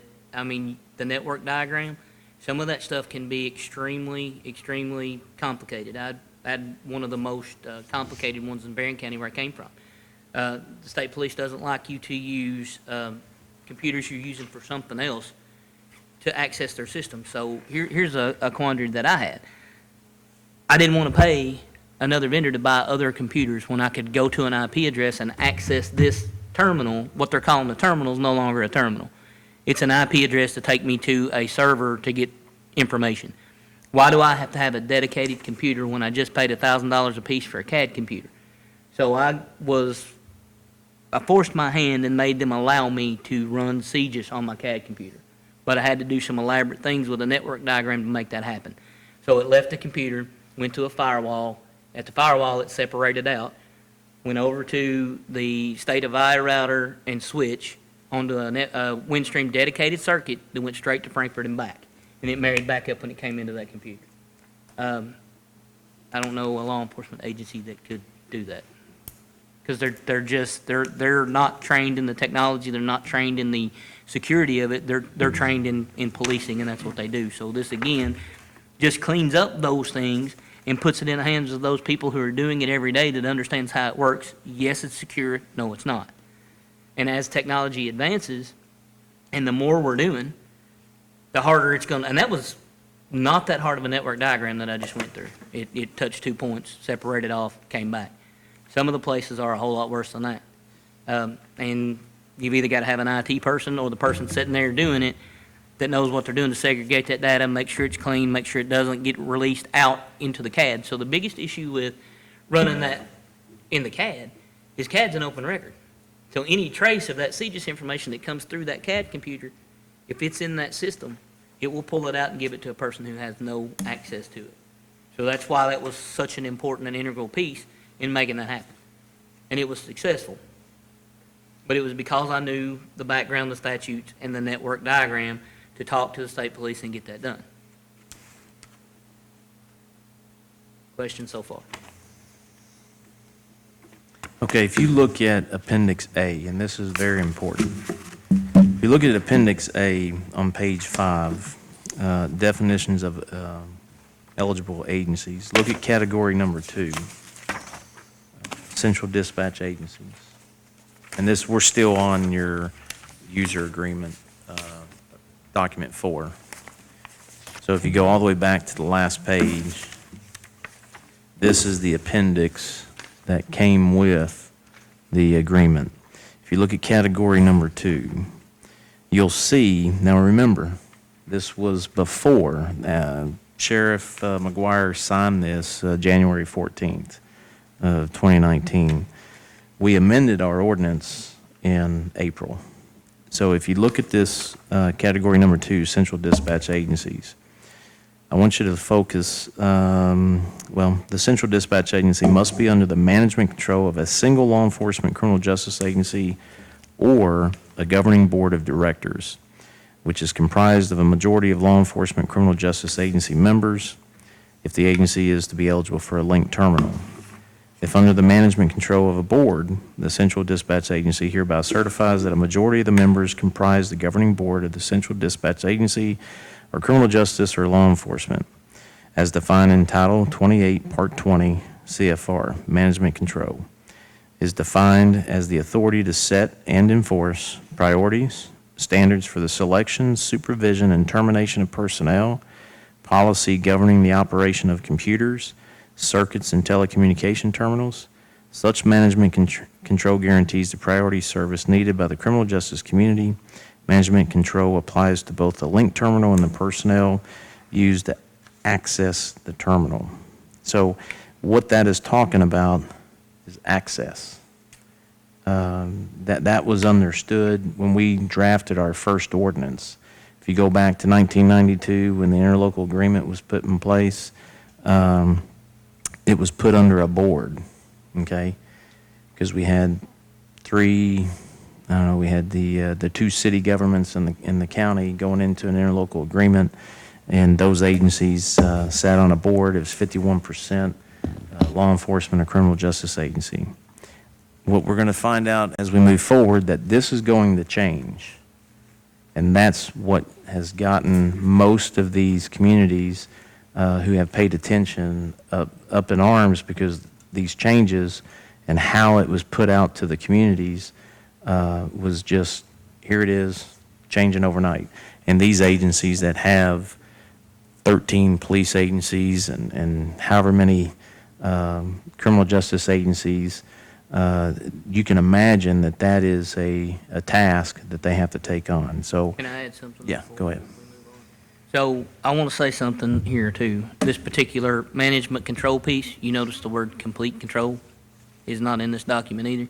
Yeah. And what it's saying about the hiring standards and things of that nature, that doesn't mean that I have to take a resume to a police department and say, yes, you can hire me. The hiring standards are set statewide by a criminal justice agency, the Kentucky Law Enforcement Council. It's a polygraph screener, it's a drug test, it's a suitability screener, and a background check. The only requirement on management control for that right there is the fingerprint-based background check. I don't have to say, yes, you can hire. If those things are met, the hiring standard is met, and it is set statewide by a law enforcement or criminal justice agency already. So I don't have to have that to hire somebody. And if you look at our ordinance, we broke that out. That's what he's talking about. We broke that out and put that under the sheriff's department. Then we moved everything else under the admin code of the fiscal court, because these are county employees, and the admin code is obviously an ordinance, and they fall under that ordinance. KSP, when it talks about access to this information, my issue was that this, when we move forward, you'll see the changes. When they make those changes, that's changing local government decisions.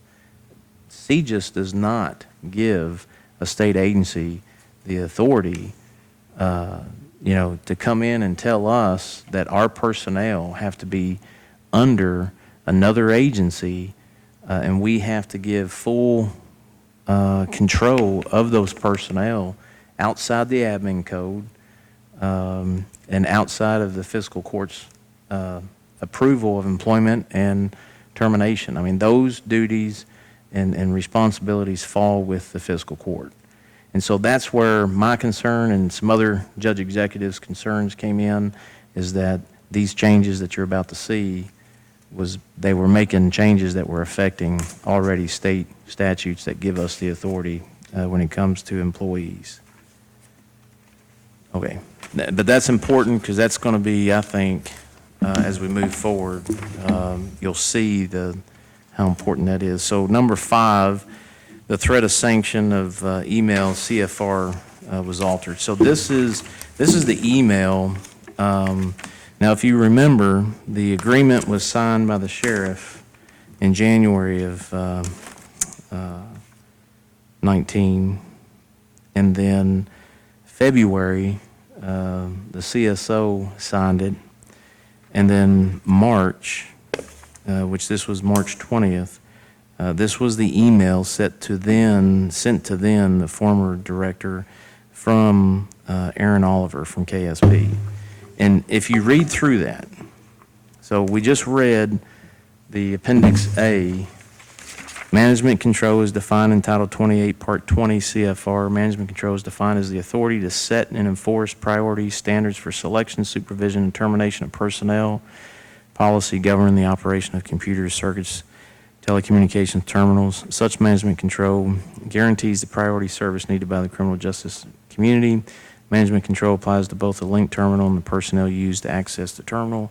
Central dispatch agencies must provide the state CJIS system agency a copy of any interlocal agreements or resolutions setting up the center. Management control of the equipment and the personnel must be clearly stated in such interlocal agreements or resolutions. If under the control of a single law enforcement criminal justice agency, the law enforcement criminal justice agency must have a written agreement with the administrators of the non-criminal justice entity operating the center, assuring that the law enforcement criminal justice agency has management control as defined above. The sheriff must have complete control over the personnel, which includes discipline, hiring, and termination of employees. This information is clearly stated on the terminal agency user agreement, provisions and guidelines. Okay, now, when it involves a county employee, the fiscal court is, if you look at our admin code, and this is where KSP was getting out of CJIS and getting into county government, the fiscal court, the elected officials in this community. This court has the authority, not KSP. KSP can't come in and tell us that we have to hand over our authority. The General Assembly can, but not KSP. So this was another big issue with local governments across the state.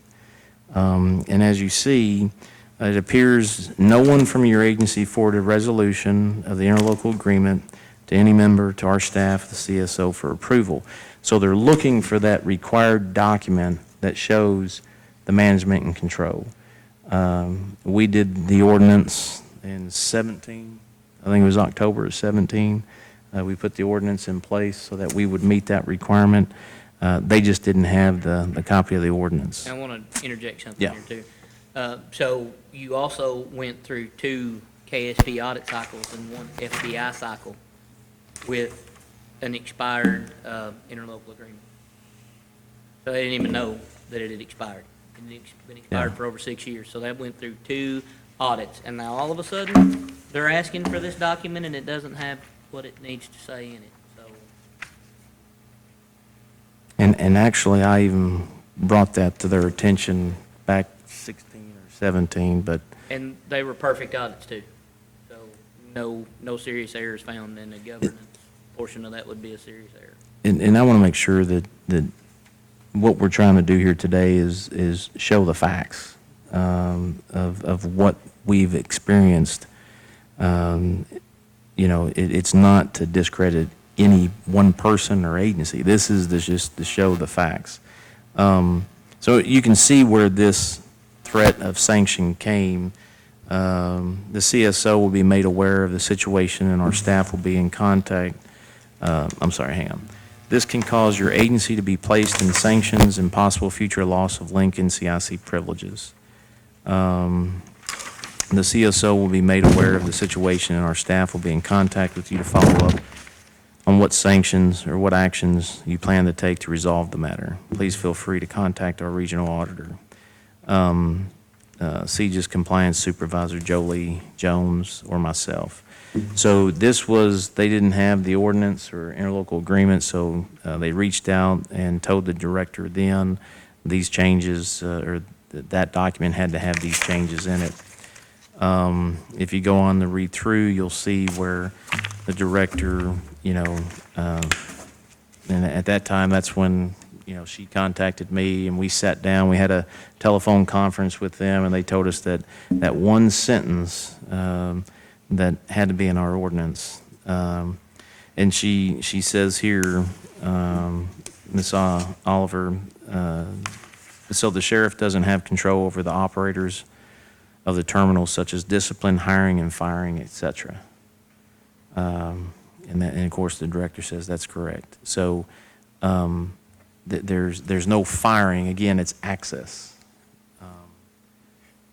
Now we go to document 6, new ordinance with forced changes. Judge, Yeah. I've got a meeting set up at the high school with some witnesses. It's trial-related, so I need to make my way there. But just for the record, starting Thursday of last week, I've been emailing back and forth with you guys, and I've looked at the end result, which is a new ordinance, and I'm approving it, so Okay. I see no issues with it. Okay. Just for the record. All right. And we know you're busy. I know Yeah. you got things to do. Thanks. And appreciate it. And we've got the ordinance at the end. You'll see the ordinance, and again, just handing it to you guys. I feel that it's important that you guys need to understand the whole. So you see where the threat of sanction, we put it in our ordinance, and then the new ordinance with the forced changes. You can see that. Now, here's the thing. On the last page of document 6, Jason pointed out that underlined section of item 2, or section 2, subsection C, subsection 3, the complete control over personnel who operate the terminals with respect to discipline, hiring, and termination in regards to CJIS Link and CIC. That was what they wanted changed in there. And that actually, at the time, that was before Chris got hired here, me and Jason, we thought that the CJIS policy under the control of the one law enforcement agency, everything was good, but we went ahead, brought it to the court to make those changes. Now, what I did is I just wanted to show you consistency in their sanctions. So, item 7, I had reached out to the judge executive in McCracken County. They'd been meeting for months when I reached out to him on the original user agreement where you can put a board under 51%. They were unaware, at the time, he was unaware of the changes, but if you look at this sanction, they were actually sanctioned with the same language. So there was a consistency. It wasn't just Marshall County, it was McCracken County, but more importantly, if you look at the date of the sanction letter, March 25th. So you'll find out as we move forward that in March of 19, these changes were already made. They were sanctioning us or threatening sanction us. They actually wrote a letter of sanction to our neighboring county stating that these changes had to be in the ordinance. And the local governments were making those changes. Now, as far as this next item that I want to show, this video was in the month of July. So this all occurred. We signed it, and the sheriff signed it in January, February, the CSA, or CSO signed it. March, they were revised. The user agreement was revised in March, and that's going to be item number 9. So the changes that came out in September were already done in March. Can I add something? Yeah, go ahead. And one thing that is kind of, we've not touched on yet, this started in September of 2018. They mentioned it at the Kentucky Emergency Services conference. The conference went completely wild. Folks went nuts. It went quiet for a little bit. They went back and revised their user agreement in March to kind of mirror the sanction on Paducah and what they'd ask us to do, and then just dropped it on the 1st. So what you're about to watch is a speculation, and she will say, I don't know, I don't have the authority to say, but I speculate these things are going to happen. And it's exactly what happened to us in Paducah is what they drop on us September the 1st when the CSO changes or the Siege Systems Officer changes. We get a new lieutenant colonel. Well, So- and let me go back on that to the email from Joe Lee, or from Aaron Oliver, the CC'd representatives. Joe Lee was CC'd on this change. So the individual that you're about to watch or listen, she got this correspondence. So she is aware of these changes. We were actually directly affected because we, like Paducah or McCracken County, made our changes. So I just want you guys to see everything that we've been dealing with, because I like to lay the facts on the table, and there are some discrepancies, and we have to call those discrepancies out. So item 9 is, or item 8 is the video. There's associations. Can you explain who all's there? This is a KENA, or Kentucky Emergency Number Association, and APCO, the Association of Public Safety Communications Officials. It's our state chapter's quarterly meeting. So all the agencies get together, state police and DOCJT, Homeland Security, everybody gets together and provides an update for the members as to where we're going, what we're doing, and she's kind of prefacing what she thinks the changes will be later on in the year. So this isn't just, I mean, these are what I would consider your professionals in that field, and they're asking the same questions then. So.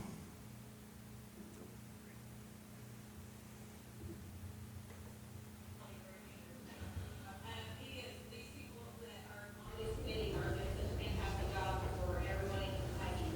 And like I said, I was wishing that I could be a part of it. I was representing to be a part of it. We're just honestly got a lot of stuff on and just unfortunately just too busy to attend this year. But if there's anything that we can help you guys with, we absolutely will. Putting websites out on our newsletter and stuff, because we will have quarterly newsletters on that. So we'll make sure to get the KSC website out there and the KSC website out there for next newsletter. That's all. Thank you. Yes. You may have already mentioned this, but I got lost in your eyes there for just a minute. You told me to remind. I saw me roll my eyes, Kevin. You said to remind you about the makeup of the board and the decision has been made. Oh, yes. Okay. Well, last year at KSC, we freaked everybody out apparently, because we did tell you guys about some changes in the siege security policy, that is the FBI's siege security policy. Some of the wording changed in what they consider management control and how management control for, specifically under 911 Center, how management control is deemed for a terminal, for an NCIC terminal. We are still working on trying to get that wording exactly how we need it to be. So we told you guys at the last KSC conference that the 911 centers, there will be a change. I can't really say what's going to for sure happen. I told somebody here once that the answer right now is that I don't have the answers. But we are working on specifically how we're going to work, what management control is for the state of Kentucky, how that's going to be covered. It is not about the board so much being majority law enforcement or criminal justice control, the way that it has been with the local group is creating, so forth, so much of that, it's really financially where the money comes from. And that at least the majority of the budget has to be towards law enforcement or criminal justice of a CJIS terminal. So the wording change on the policy on the FBI level, it was not a state decision. And our lieutenant colonel is not the same lieutenant colonel that was in at the same time as this one in effect last year in October. The former lieutenant colonel retired in December. So we do have a lieutenant colonel. He is going to take his time and figure out exactly how he wants to word this so that you guys will be able to follow suit and push the policies in place. I can tell you, if I have to kind of guess at what I think is going to happen, the 911 centers, those that have an overriding incident of 13N, a 13N, which was a 911 center, consolidated 911 center, you guys will probably be deemed a non-criminal justice agency. And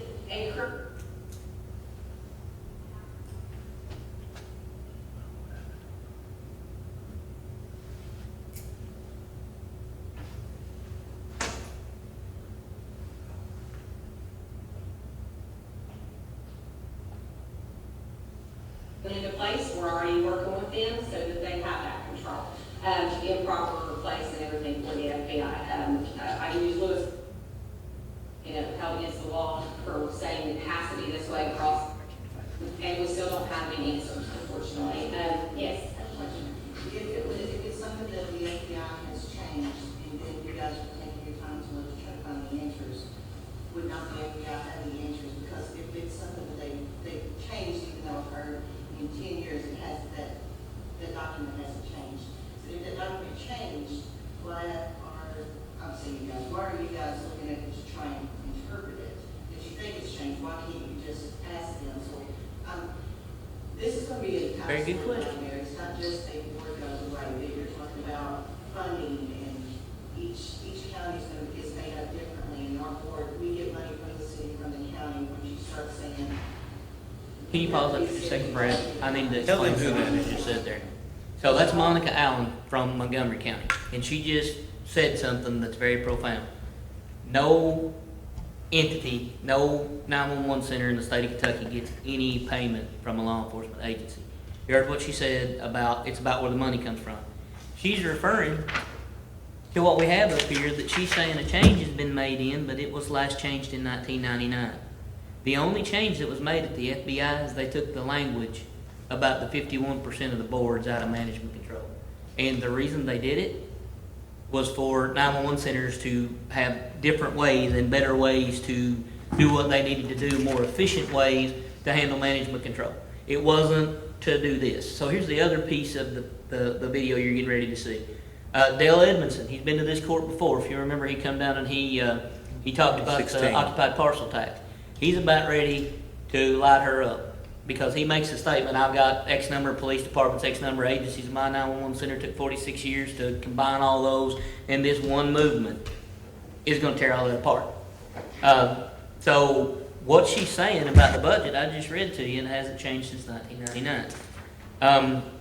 And again, the only change was they took the wording about the board out, so local 911 centers could do what they wanted to do. So I made a call after I watched this video to a friend of mine at the FBI, and I asked him, I said, is this an FBI mandate, like they're saying? His words to me were, the state, if that's the way the state wants to be audited, that's how the FBI will audit it. And what the folks in the room don't understand is the FBI has a minimum standard, and that's all you have to hit. This is the minimum standard. The state can then come along and do basically whatever they want to do as long as it's a higher standard. They can't sink below that national standard. But the state then has to turn that standard into the FBI, and that becomes the basis of their audit. So you're going to see a lot of the FBI's making us do this, the FBI's making us do this. We, as a state, can determine how management control is through our state agency. The only change at the FBI was they removed the 51% control of the boards to allow for future growth and expansion of 911 centers because of the issue and constraints those boards were having. You all are providing a subsidy because the money is not coming from law enforcement agencies, so you all not having a say in how those monies are spent by those boards that are governing them posed a problem. The FBI told me they didn't want to be in the weeds of how local government is running, so they removed that because they were basically laying it out. If you have a consolidated 911 center, and you see it in the language on that first one, 51% of the board had to be law enforcement, had to be made up of these certain agencies. They said, forget it. You just have to be doing the administration of criminal justice. A lion's share of your budget has to go to that. Well, we proved that we do that. So that's where we are here in the video. And in 2016, when I spoke with the FBI, that's exactly what they told me, and that's the way I understood it. So I had that much knowledge and experience to understand something isn't right. But go ahead, and I don't know how much more we got. And that's redacted, and what we could reach out to the FBI, what do you mean? And that is what we need to do, and that's what we've expressed to the colonel at the time, the colonel that was in at the time, and the colonel that is actually now, Lieutenant Colonel White, that we need to talk to the FBI. Unfortunately, one thing I will say with the FBI, when they make any changes in policies, they usually have a very gray area that they'll say, this has to happen, but they don't tell you how it has to happen. And they do leave a lot of gray area, and they're not extremely specific, so they don't get, cornered on something. They don't get, held against the wall for saying it has to be this way across the board, because of course they go, all the states and the other areas. So that's the thing is we are going to reach out to the FBI and get suggestions on, what we can explain to you all, the interest we can have to you guys as 911 centers, so that we have that, information prepared for you. I definitely don't want anybody to feel that they lost access, or of course financially. I don't want it to cause a problem financially, and that kind of stuff. So, yes. Just one more thought to share this with people making that decision. Yes. It took us 30 years to find 3 specimens in my county. 30 years. If they had said that only one police department was going to have to be in charge of any element, it would take 50 years. There won't be any more consolidation. That's if one of them is to say that they are the quote-unquote authority. Even though it doesn't really mean anything. And that's the thing, I don't have the answers because I know that there have to be, clearly other states are doing the same type of things with 911 and consolidated 911s and so forth. So, I know that there have to be other states, but that's something we haven't even got to that point. To my That's a knowledge, key that statement anybody too, has other reached out to states. any other states to find out how are they handling this information. So, I feel like, I don't want you guys to feel like you have to make some decision on things right now. Again, when we do tell you guys that there's been changes in policy, we don't expect them to change the next day either. We clearly understand that it's going to be one of those where your regional auditor, as well as myself and the other supervisor, Aaron Oliver, the colonel, whoever it may be, are going to reach out to the 911 centers directly, individually, and explain to you all whatever the process may be.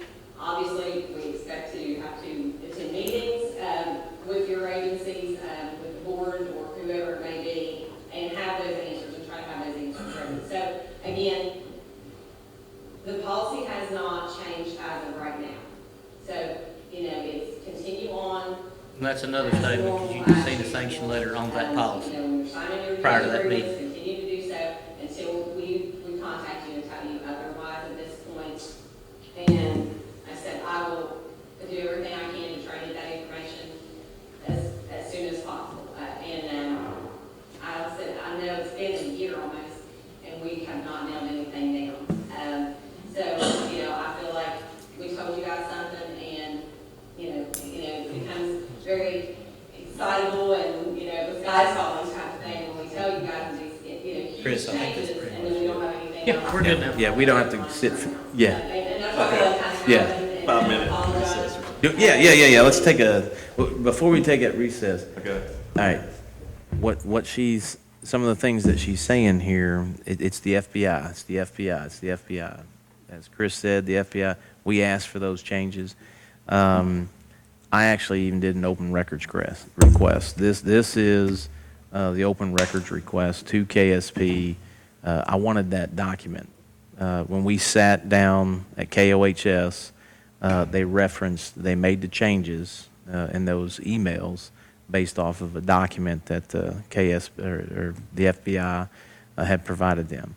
I wanted to see that document because, like Chris said, there hadn't been any changes since '99. And if the one, I forget which one it was, if there are changes, they put it in the actual. That's the actual siege security policy. So they got a change management document on the front of the siege security policy, and that's what was changed, not the CFR. Yeah. And it took out the language about the board and referenced the CFR. Yeah. So that change is on there, but none of the other changes that they mentioned. So the changes in the emails were CFR changes, but the changes that he's talking about was the actual policy. But in that policy or in that document, there's nothing in there that says what the changes that she's talking about. Now, mind you, if you look at the user agreement, it was revised in March when we started getting the emails. This is in July. To me, there was just a lot of discrepancies, and you're talking to people in the industry. There should be no reason when they're sanctioning communities and threatening communities, to be withholding that information. So it's just No changes to the policy, but the date on the sanction letter to Paducah that references the policy was March 25th, 2018. that's right. Prior to that meeting and prior to the new user agreement coming out with the changes in it. Yep. So I just want to throw that on the table. 5-minute recess. Yeah. Please. Is there a motion? So moved. Second. All those in favor say aye. Aye. Any opposed? Motion carries. Go ahead and call Fiscal Court back to order. So when you look at number 9, that is the user agreement that was released in September. So there was a new CSO. They had the changes that you obviously saw in the emails in March. So I don't think we need to really go into this in depth. No, you just look at the two circles in it. Those phrases are not in there. Termination of personnel, discipline back in that email wasn't in there either. So those are actually not in the CJIS policy at all from the FBI. Not there. Questions on that? Go on to document number 10. When that user agreement came out in September, Chris notified me. I was on my way up to Lexington to a judge executive's board meeting for the association. I understood what those changes meant. So I briefed the judges that were there that day on the board. Typically, we don't see this stuff at our level. So the majority of them were unaware and went over to both the governor's office and the KOHS, Kentucky Office of Homeland Security, expressing my concerns that from a fiscal court, an elected official standpoint, there is no process. You got the FBI, who has a minimum standard, and you have a state agency, and then the local governments. There is no process for us to actually confront the agency and those within it that are making these decisions. So KOHS set up a meeting. It was a representative from KOHS, representative from the governor's office. Then it was Governor Bevin's office.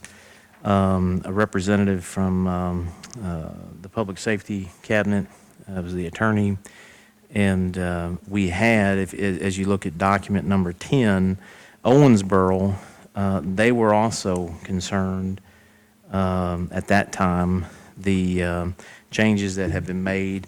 And basically, item 10, Paul Nave is the 911 director, but item 10 just shows the same concerns to, let's see, to Aaron Oliver. And, he basically says, I've attached the City of Owensboro's policy and the KRS referencing our policy on hiring and firing management control. The chief does not have authority to terminate. The city must follow KRS.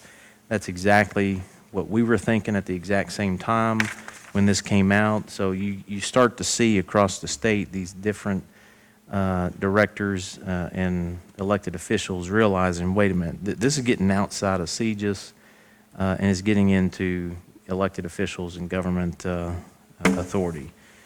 So I shared that with you just to show you that there were other communities seeing what we were seeing, and it has their policy attached and the statute attached as well. Now, Owensboro was with us at that meeting. I'd reached out to McCracken County Judge. He couldn't come, but he understood because they've been working for months in putting something in place, and then all of a sudden, these changes abruptly had to cause them to step back and reevaluate. Document number 11 is the 911 Service Board concurs. No other state do no other states do this. So this is correspondence from Mike Sinceri, Kentucky Office of Homeland Security. This is an email, and if you remember, Joe Lee in the video saying that these changes were pushed down from the FBI, although the open records request didn't produce any documents stating that. Here is the Mike Sinceri from KOHS, his email, and he says, "Good morning, Heather and Heather Wagers with the Justice Cabinet." It says several 911 Services Board certified PSAPs have reached out to our office regarding a new law informing Network of Kentucky Link user agreement sent out by KSP last week. The area of concern for many PSAPs is a newly stated requirement in Appendix A, page 7, Category 2, that states a central dispatch agency must be under the management control of a single law enforcement criminal justice agency if the agency is to be eligible for a link terminal. The new KSP document defines management control in such a manner that seems to indicate a requirement for complete control by a single law enforcement agency of any PSAP that has access to a link terminal, citing 28 CFR Part 20. However, I do not see a reference in the federal statute or the FBI's CGIS policy, security policy attached to such a definition as stated in the KSP user agreement attached. The concern expressed to the board is that this new requirement for management control goes beyond the ability to access criminal justice information, CGI, and into overall PSAP operations. As such, any PSAP currently under management control of a local or regional board would have to abolish their board and cede complete operational control to a single law enforcement or criminal justice agency. This would be especially problematic for intra or inter-county consolidated PSAPs or any PSAP considering consolidation in the future. KOHS reached out to the FBI about this issue last fall when it was first brought to our attention that KSP was considering this new requirement, and the FBI stated the single law enforcement management control was not a federal requirement, only that a management control agreement be entered into by a non-law enforcement CGA and a law enforcement CGA with regard to accessing CGI. I also send out an RFI to other state 911 administrators across the country this week, and no other state responded that they interpret the FBI's CGIS security policy to require a single law enforcement agency to have complete management control over all facets of PSAP's operations, and no other state said they follow such a policy. So that is very important. At the suggestion of the governor's office, I'd like to get together with appropriate parties from the Justice Cabinet and KSP to discuss this new requirement and its potential impact on the dozens of PSAPs currently under management by local or regional boards. So that was the correspondence to the cabinet, Justice Cabinet, to get the KSP to the table to sit down with us, and Owensboro was there as well.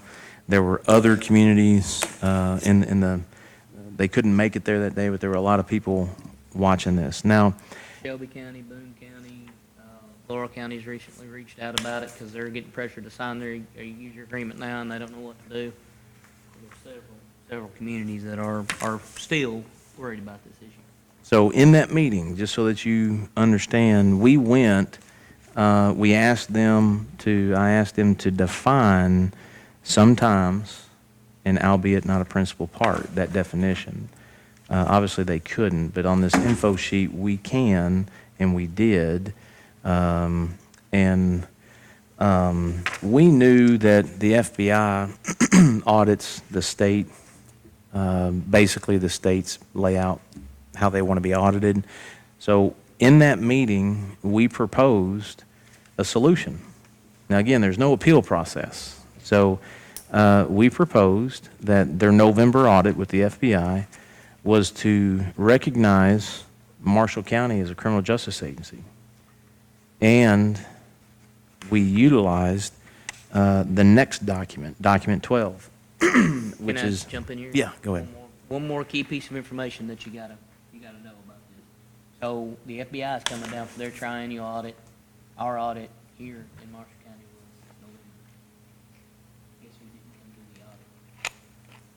Got emails to the state police auditor, emails me saying there's no need to come do an on-site audit.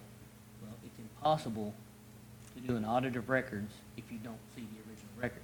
All they can see is what's in the computer, so they have to see the original record of where we got the information put in the computer. There is no possible way to do an audit of CJIS records without coming on site. So they didn't want to get anywhere near Marshall County, and the thought of this argument with the FBI, and she made the statement in that meeting, I don't want this, at the table said I don't want this in my audit when we proposed it. So that's a big thing, and I've got the emails, if you need me to produce them, I can show you. Says we'd be able to do it off-site. That's what we had on the 26th of February. Now we got maybe other things going on. This has kind of been put to bed a little bit, I think. We had our audit the other day. They finally came down and did it. So I think that's important to know that during the time that we could have had a resolution with the FBI, we were kept out of that loop. Everybody at the table, the state agencies and the representatives that were at the table felt that was a very, that was the best way to put this issue, if you will, on the table. Let the FBI audit the state. But here's the thing.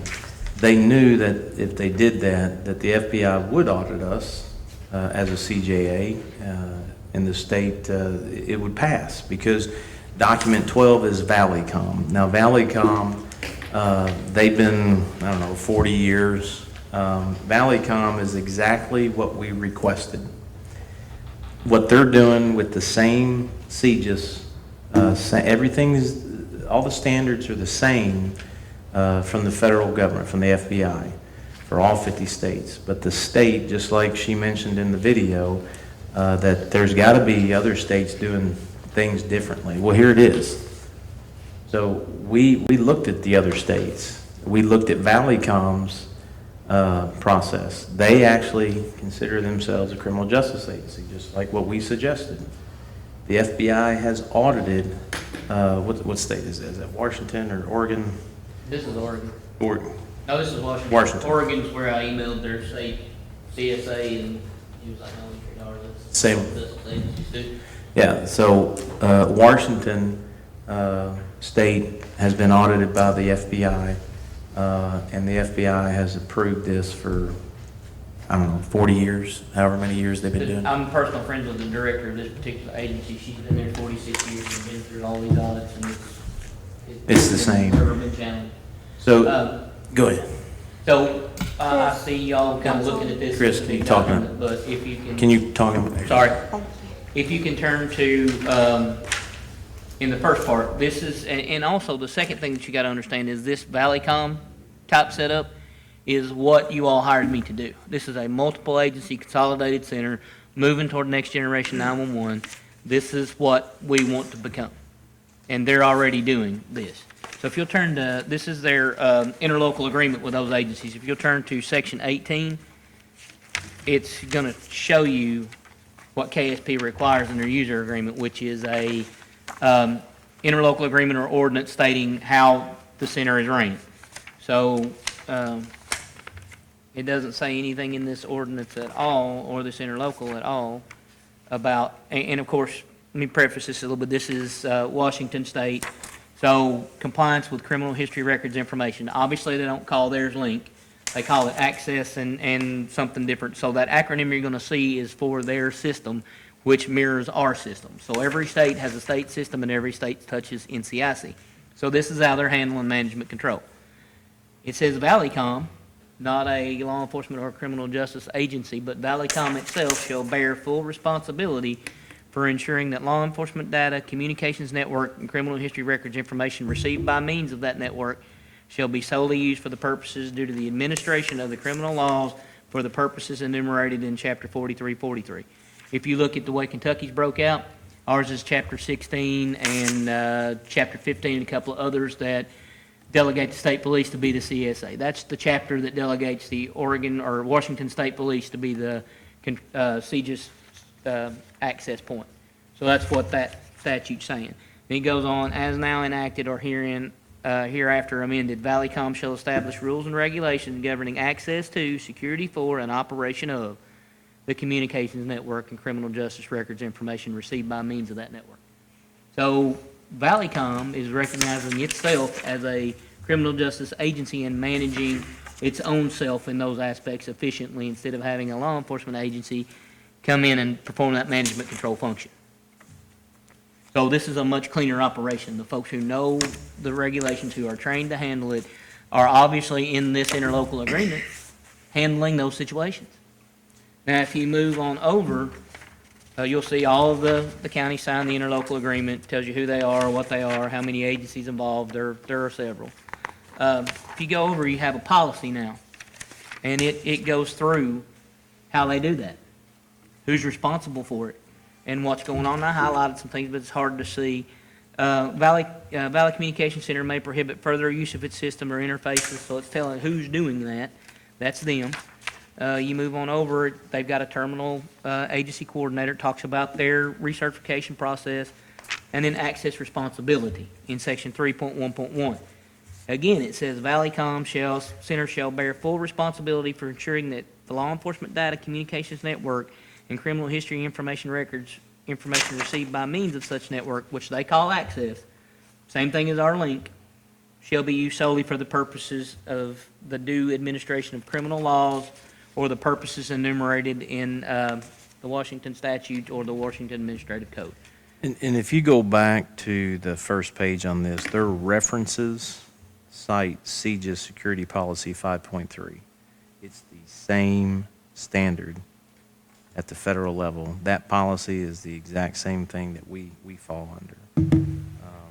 So when we were in that meeting, we basically said, go ahead, add us in your audit as a criminal justice agency. This is what we want to do. The other states are doing it across the country. And they adamantly said no. They didn't define why. They didn't say why. They just said no. Everybody at the table felt that that would have, been the resolution to all of this in the communities across the state. So that's what we got. We got no. So what I did, in document 13 is just to show you the correspondence. I know we've been here for a while, but letter requesting to be a CJA, I wanted to put that on record, requesting it. Their sole reasoning was combining the two must be considered together, which in the info sheet you can see we clearly define that and how that fits. But that's what we got from from KSP is that must be considered together. And if you go to document 15, another user agreement came out, and I think this is the final user agreement. So that's the user agreement. To me, okay, we don't have any appeal process. No is not really a definition to me in this regard, when we clearly see other states are doing it. And our community, as well as some of the other communities across this state, can define based off those definitions. So the only other option is to get a legal definition, to, look at this from a legality standpoint.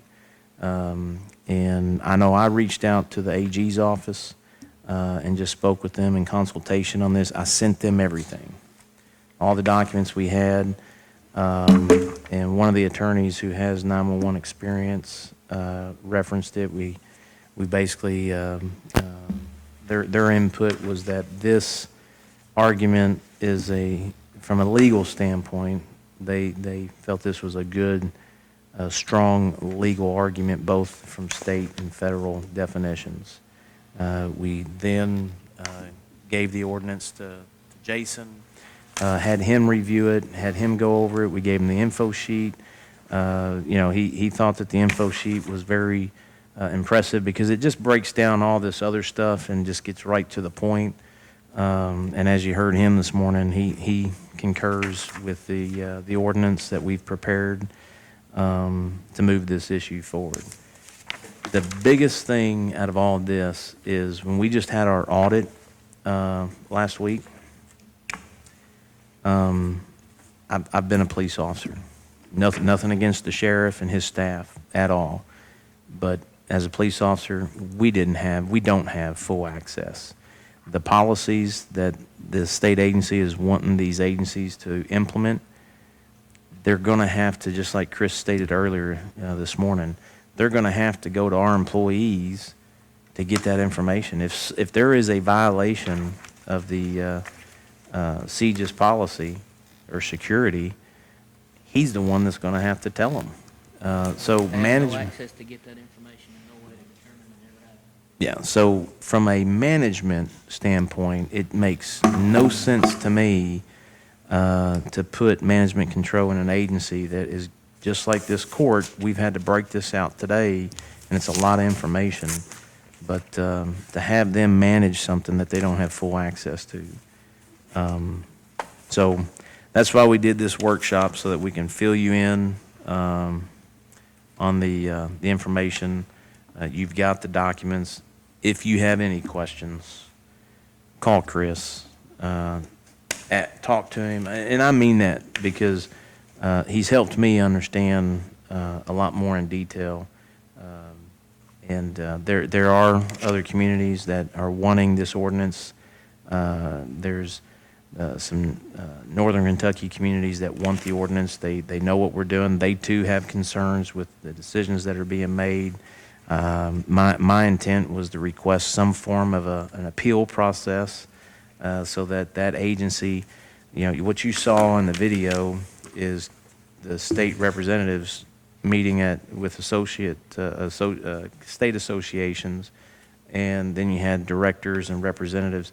But at this level, there's nothing except going to the individual agency and saying, wait a minute, we got an issue with this, and the response we get is no. Actually, they did in the training that I was at, put an appeal process out. They listed who you could talk to, and I've got an actual picture of the slide. After we had this meeting, and we actually got there, and one thing we failed to tell them, or forgot to tell them that we need to mention, is there was a fundamental flaw in the first user agreement they sent out. They sat down in that meeting with us and realized that we found out they left a word out and a period that changed the entire meaning of management control. They left the word access out. The only thing that a management control agency can do in the termination of personnel is their access. So they can come in and say, Commissioner Lamb, until further notice, you can't access this terminal because we think you've violated CJIS policy. It's not terminating an employee, it is terminating an access.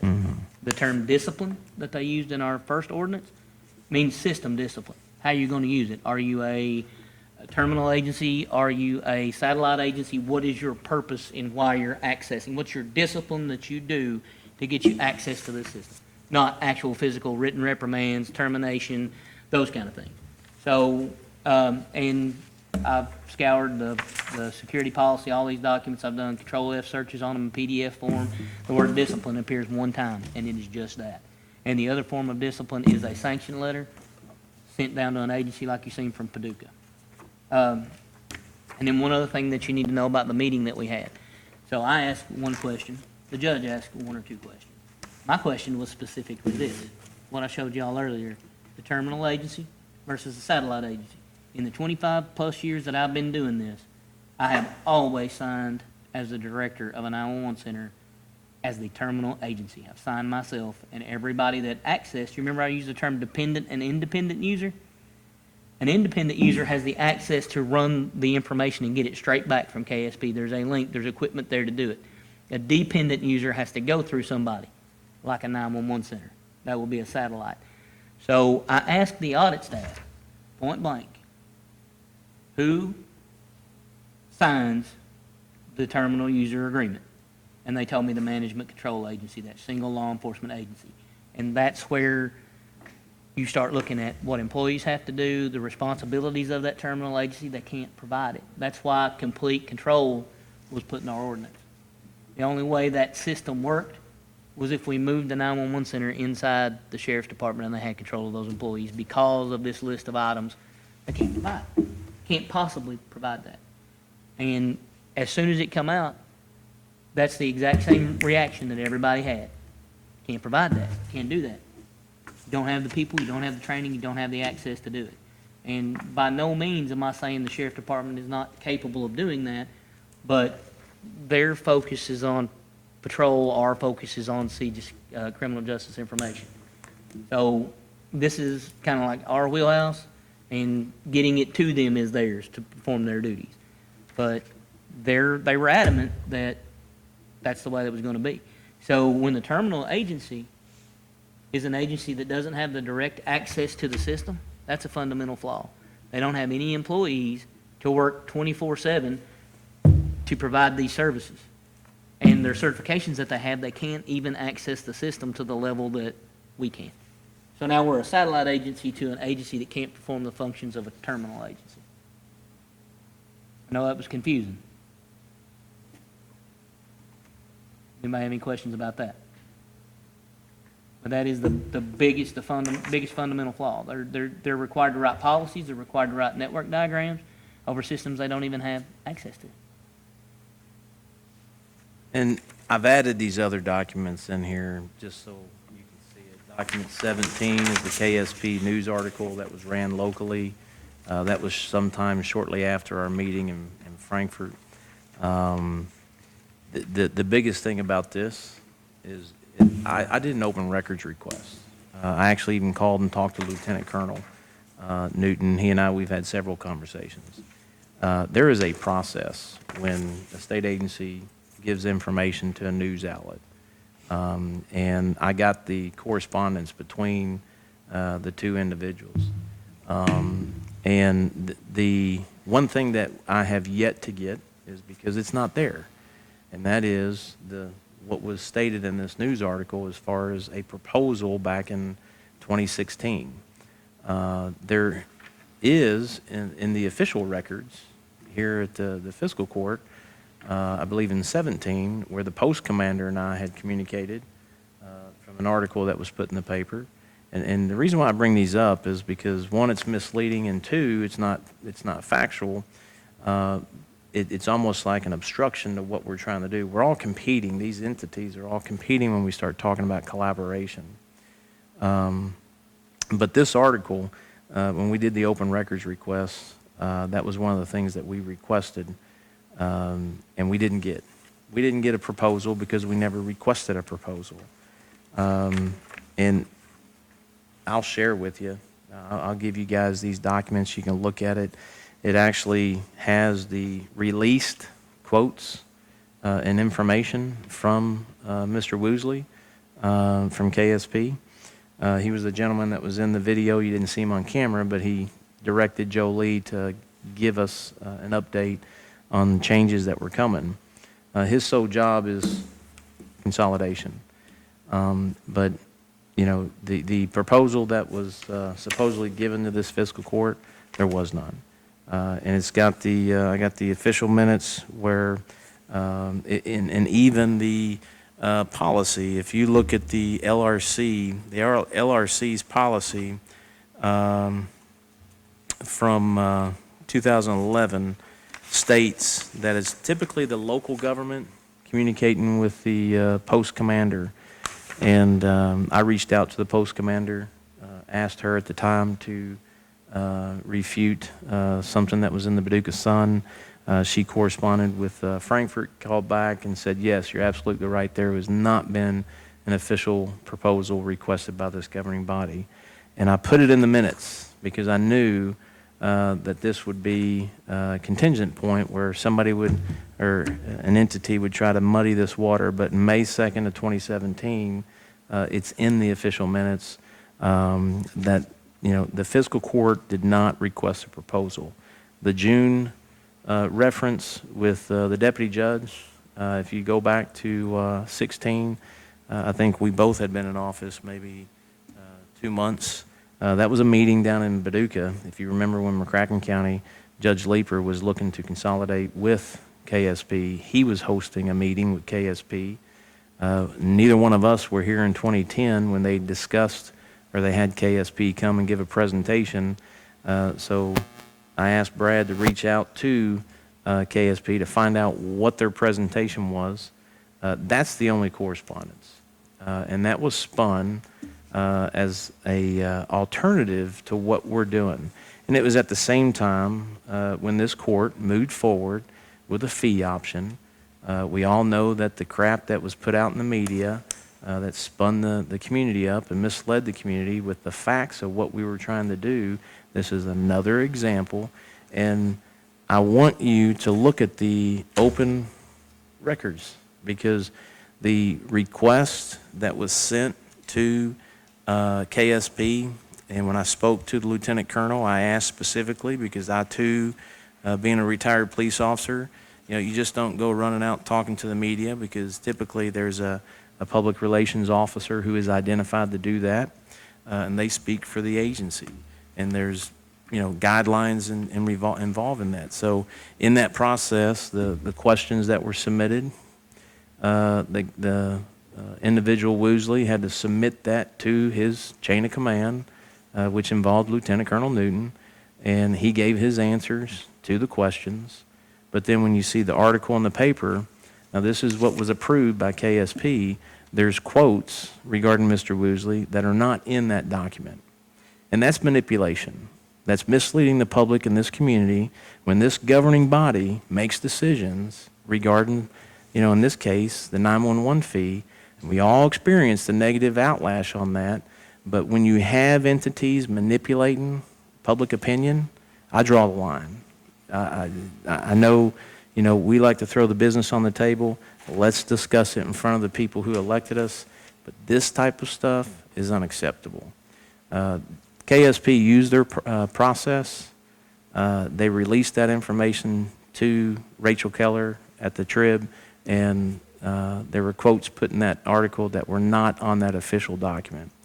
And I share that with you to show you that trying to move this initiative forward, get rid of the contract, get rid of the stuff that's just an obstruction or a distraction, and let's put this stuff on the table that is what we need to be focusing on.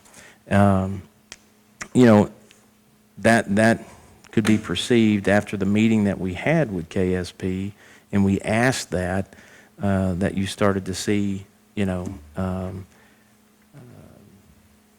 not really favorable. I mean, what you witnessed at the training. Oh, you yeah, know, you can tell the appeals process. the only people who can make the alteration is your mother, your father, and your priest. After Guys- you go past Colonel Newton, your next options are your mother, your father, or your priest. We don't operate like that. And we're not going to allow our people to operate like that. I got a personal phone call from the commissioner of KSP at the time apologizing, and he should have, because we're talking about a state agency and a local government. We should be able to sit down at the table and have these discussions without these obstructions. And quite honestly, people are fed up in this community when it comes to that. We deserve, or they deserve, for us to put the facts on the table and give them the information. Let them draw their own conclusion based off of the facts. None of this stuff that is purposely put in place to cause an outcome for somebody else or an agenda for somebody else. So I throw that in there. I share it with you so that you can research it, look at it yourself.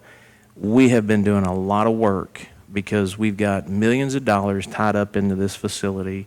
More importantly, we're taking this to a whole nother level. The next gen, if you look at the national standards, it's going to happen. It's just a matter of not if, it's when it's going to happen. And are we going to be prepared? I would rather us be prepared, and I know the court would rather us be prepared to go ahead and make those decisions. The amount of research that we've done just in our region, we've got everything. We've got all the numbers. We can show where, when you look at the national effort for, and I don't like the word consolidation, I like collaboration, because if you're going to buy into something, you need to have stake in it. And consolidation was demonized, and Justin, I know you remember that from 2010. You witnessed that here. I don't know if you guys came to that. I wasn't here physically to witness that, but consolidation is a demonized word in Kentucky right now, and it has been for several years. But I think it's collaboration, and that's the word that we like to use because we're collaborating with adjacent communities. They have the same issues that we have, you know. When it comes to funding, when it comes to providing that service, when we call upon whatever agency is needed through 911, that is the central location of information and getting the service out to the citizens in this community as quickly as possible and efficiently as possible. And that's what we're trying to achieve. So I have zero tolerance for all the sidebar obstruction, you know, stuff that goes on, but I think that it's my duty to call it out, and I've got the documents to show that so that we can move forward on what the real issues are. I hope that explains, breaks it down for you. I know it's a lot of information, but I felt that a workshop was definitely needed because of how much information. And the last document is obviously document 18, the amended ordinance declaring 911 here in Marsh County as a criminal justice agency. Now, you can see where it's the original ordinance. The language that is underlined is the new language, and the struck-through language is what was taken out. And it's a first reading. I plan to read it for the first reading, but do y'all have any questions so far on the 17 documents that were submitted?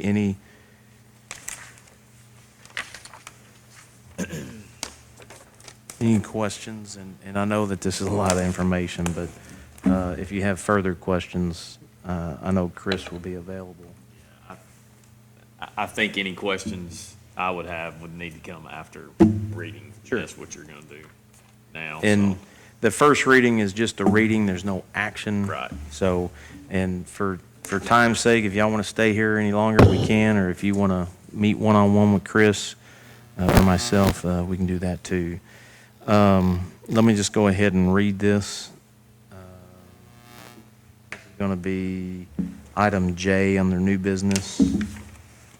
Ordinance 2017-03, first reading. Marshall County Fiscal Court amended ordinance number 2017-03. An ordinance amending ordinance number 2017-03 entitled 911 Emergency Telephone Service Enabling Ordinance, whereas KRS 65760 provides that a local government may, by ordinance, establish an emergency telephone service and provide for the governance of its administration and operation. Whereas the Marshall County Fiscal Court wishes to clarify that the Marshall County 911, as previously stated or established, is in fact a criminal justice agency. Whereas pursuant to applicable federal rules and regulations, a criminal justice agency is a governmental agency that performs the administration of criminal justice pursuant to a statute or executive order, and that allocates a substantial part of its annual budget to the administration of criminal justice. Whereas KRS 15-530-590 defines a law enforcement telecommunicator and training requirements for the Marshall County 911 telecommunicators. Whereas a Marshall County resolution defines the employees of Marshall County 911 as first responders, being the initial point of contact in the public safety framework and the critical infrastructure for all criminal justice activities. Whereas pursuant to applicable federal rules and regulations, administration of criminal justice means the performance of any of the following activities: detention, apprehension, detention, detection, apprehension, detention, pretrial release, post-trial release, prosecution, adjudication, correctional supervision, or rehabilitation of accused persons or criminal offenders.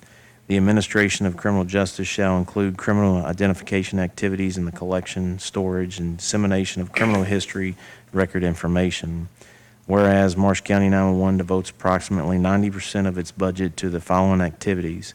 This list not to be read as exhaustive: detection of criminal offenders via the collection and analysis of statistical crime data using telematics, cameras, crime data trends, and sensors; issuance of detainer and locates on wanted subjects; research for wanted subjects; issuance of requests for service of warrants from other jurisdictions for the apprehension of criminals; preparation of pre-sentencing reports; discovery for all prosecution and criminal historics for district, circuit, and any appellate court for pretrial and post-trial release; interrogation of 911 callers and expert testimony for adjudication proceedings; correctional supervision through the monitoring criminal ankle bracelet programs; compiling probation and parole reports; using criminal data resources for the rehabilitation of offenders; criminal identification activities, and dissemination of criminal history record information.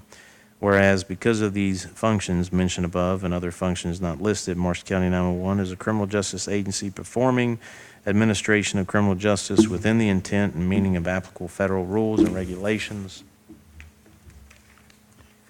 Now therefore be it ordained by the Fiscal Court of Marshall County that Ordinance 2017-03 is hereby amended to read as follows. Section 1, Title and Agency Definition. There is hereby enacted the 911 Emergency Telephone Service of Marshall County, which may be referenced by the short title Marshall County 911. B, Marshall County 911 operates and is recognized as a criminal justice agency as defined by the U.S. Code of Federal Regulations, Title 28, Part 20, which is a governmental agency or any subunit thereof that performs the administration of criminal justice pursuant to a statute or executive order, and that allocates a substantial part of its annual budget to the administration of criminal justice. Marshall County 911 routinely and primarily engages in criminal justice activities for the purpose of detection, apprehension, detention, pretrial release, post-trial release, prosecution, adjudication, correctional supervision, or rehabilitation of accused persons or criminal offenders, as well as the administration of criminal justice identification activities and the collection, storage, and dissemination of criminal history record information. More specifically, Marshall County 911 utilizes statistical crime data analysis using telematics, cameras, crime data trends, and sensors for detection of criminal activity, issues detainers and locates on wanted subjects, conduct research for wanted suspects, issues requests for service of warrants from other jurisdictions for the apprehensions of criminals, preparation of pre-sentencing reports, and prepares discovery for all prosecution, including CAD reports, audio, video logs, and criminal histories for district, circuit, and any appellate court, including expert testimony for pretrial and post-trial release, interrogation of 911 callers, production of CAD reports, as well as expert testimony for adjudication proceedings, engages in correctional supervision through the monitoring of criminal ankle bracelet programs, and compiles probation and parole reports using criminal data resources for the purposes of the rehabilitation of offenders, supports criminal identification activities and dissemination of criminal history record information. The aforementioned activities comprise more than 90% of all the budget and activities of Marshall County 911, which constitutes the principal part of its operations and should therefore not be defined under 20.33 subsection A and 6 as performing administration of criminal justice only sometimes, but rather the substantial majority of the time. In addition, Kentucky law defines the role of law enforcement telecommunicators, KRS 15-530 to 590, within the criminal justice system, and mandates that those persons be trained through the Department of Criminal Justice, further sustaining the role of the agency as a criminal justice agency. Marshall County, this is Section C, Marshall County 911 shall be recognized as a terminal agency as defined in the Kentucky Link User Manual as an agency that has direct access to the link system via automated means. 12, Kentucky R 1565, 417 through 86. Employees of Marshall County 911 are required to maintain the certifications required to access the terminal by the terminal agency. The CGIS Link Terminal shall be housed in the Marshall County 911 facility and shall only be accessible to Marshall County 911 personnel. Furthermore, as the Kentucky Link User Manual and CGIS policy requires the terminal agency to designate a terminal agency coordinator, a TAC, who shall serve as the primary point of contact at the local level as liaison between the CGIS systems officer and the local agencies that have access to a criminal justice network. The designated TAC shall be an employee of Marshall County 911. The TAC shall appoint at least one or more Assistant Terminal Agency Coordinators, ATAC, as required by agency policy. Marshall County 911, as a criminal justice agency, shall at times ensure the physical security and safety of the terminals, network, and criminal justice information as required by CGIS policy. D, Marshall County 911 shall not be considered a satellite agency, which is defined in Kentucky State Policy, CGIS policy, as a non-terminal agency assessing the link system through a terminal agency. Due to the fact that Marshall County 911 holds direct access to criminal justice information systems. Section 2, Administration. Personnel, the appointing authority for the Marshall County 911 Director and subordinate personnel shall be the Marshall County Judge Executive with approval of the Marshall County Fiscal Court. The Marshall County 911 Director and other subordinate employees of Marshall County 911 shall be subject to the policies and procedures of the Marshall County Administrative Code as adopted by the Marshall County Fiscal Court.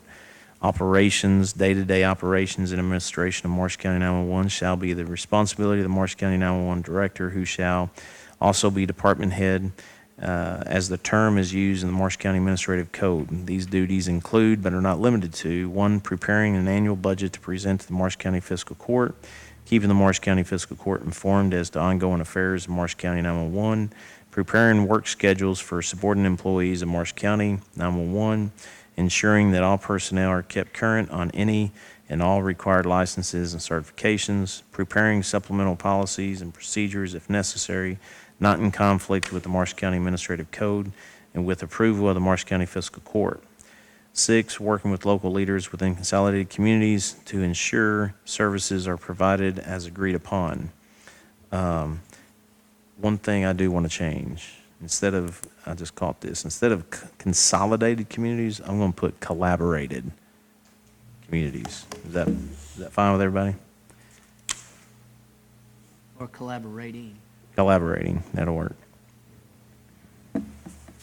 Necessary duties to provide for the operation of efficient emergency telephone service. Number 2, an advisory board consisting of the individuals named below shall meet as necessary with the Marshall County 911 Director to advise on policies and procedures of Marshall County 911 not involving personnel or criminal justice information system link NCIC. The Marshall County 911 Director may call for a meeting, or 3 or more members of the advisory board may call for a meeting. The meeting shall be subject to Kentucky open meetings and open records requirements. As this is an advisory board only, no quorum requirements are necessary to hold a meeting, and no formal records of meetings shall be required. The members of the advisory board are as follows. Marshall County Sheriff or his designee, Chief of Police of Calvert or his or her designee, Chief of Police of Benton, his or her designee. 3 members as chosen by the chiefs of the fire departments, Marshall County Emergency Management Director or his or her designee, Marshall County EMS Director or his or her designee, Marshall County Animal Control Director or his or her designee. Criminal Justice Information System link NCIC. We struck through about a paragraph of that.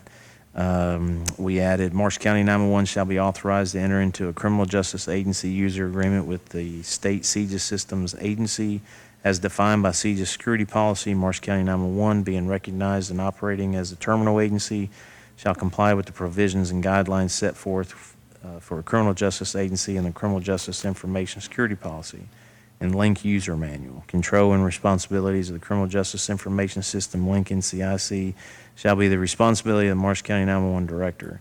Complete control over personnel who operate the terminals with respect to discipline, hiring, and termination shall at all times remain with the Marshall County 911 director as provided by the administrative code. D, grievance board for disputes that are otherwise unable to be resolved with respect to operations of Marshall County 911 not involving personnel. A grievance procedure is hereby established to facilitate resolutions of these disputes. The grievance procedure shall take place as follows. 1, the head of an agency utilizing Marshall County 911 services may initiate a grievance by providing written notice to the Marshall County 911 director and delivering forthwith a copy of the Marshall County Judge Executive's Office and the Marshall County Fiscal Court Commissioners. The grievance, 2, the grievance shall contain a statement outlining the substance of the grievance and a brief explanation of the events that precipitated the grievance. 3, for each grievance filed with respect to operations of Marshall County 911 not involving personnel, a 3-member grievance board shall hear the grievance with the 3 members to be chosen among the following individuals. A, chiefs of the fire departments, Chief of Police of Benton, Chief of Police of Calvert City, Marshall County EMS Director, Marshall County Coroner, Marshall County Animal Control Director, Marshall County Emergency Management Director, Marshall County Sheriff.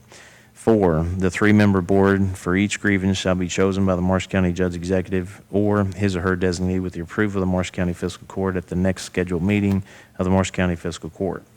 5, the 3-member board shall be chosen so that there are no conflicts of interest between the members of that particular 3-member board and the agency that initiated the grievance. 6, within 5 working days following formation of a particular grievance board, the 3 members chosen to form that particular grievance board shall meet at a designated time and place to hear the grievance. The hearing before the grievance board shall be informal. Hearing shall be recorded. 1 person on that grievance board shall be chosen by the 3 members to act as chair and may administer oaths. Decisions by the grievance board shall be in writing, issued within 2 working days following the hearing, and shall be final. Hearings before the grievance board shall be subject to Kentucky Open Meetings Open Records requirements. So that's the first reading of the ordinance. Do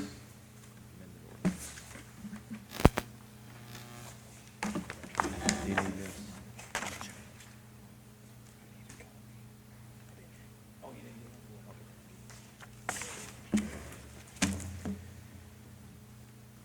Any questions, gentlemen? Justin didn't have it in front of him, so just go over that again. Repeat that? Sure. Can somebody else read it? I know this is a lot of information, but I felt that we needed to take time to do this today so that it can sink in, and I do. If you guys got any questions, come by, talk to Chris. I mean, he actually taught this stuff. And he's very knowledgeable on it, and he can help you understand it a lot quicker than I can. So if there's not any questions, entertain a motion to adjourn. So moved. Is there a second? Second. All those in favor say aye. Aye. Any opposed? Motion carries.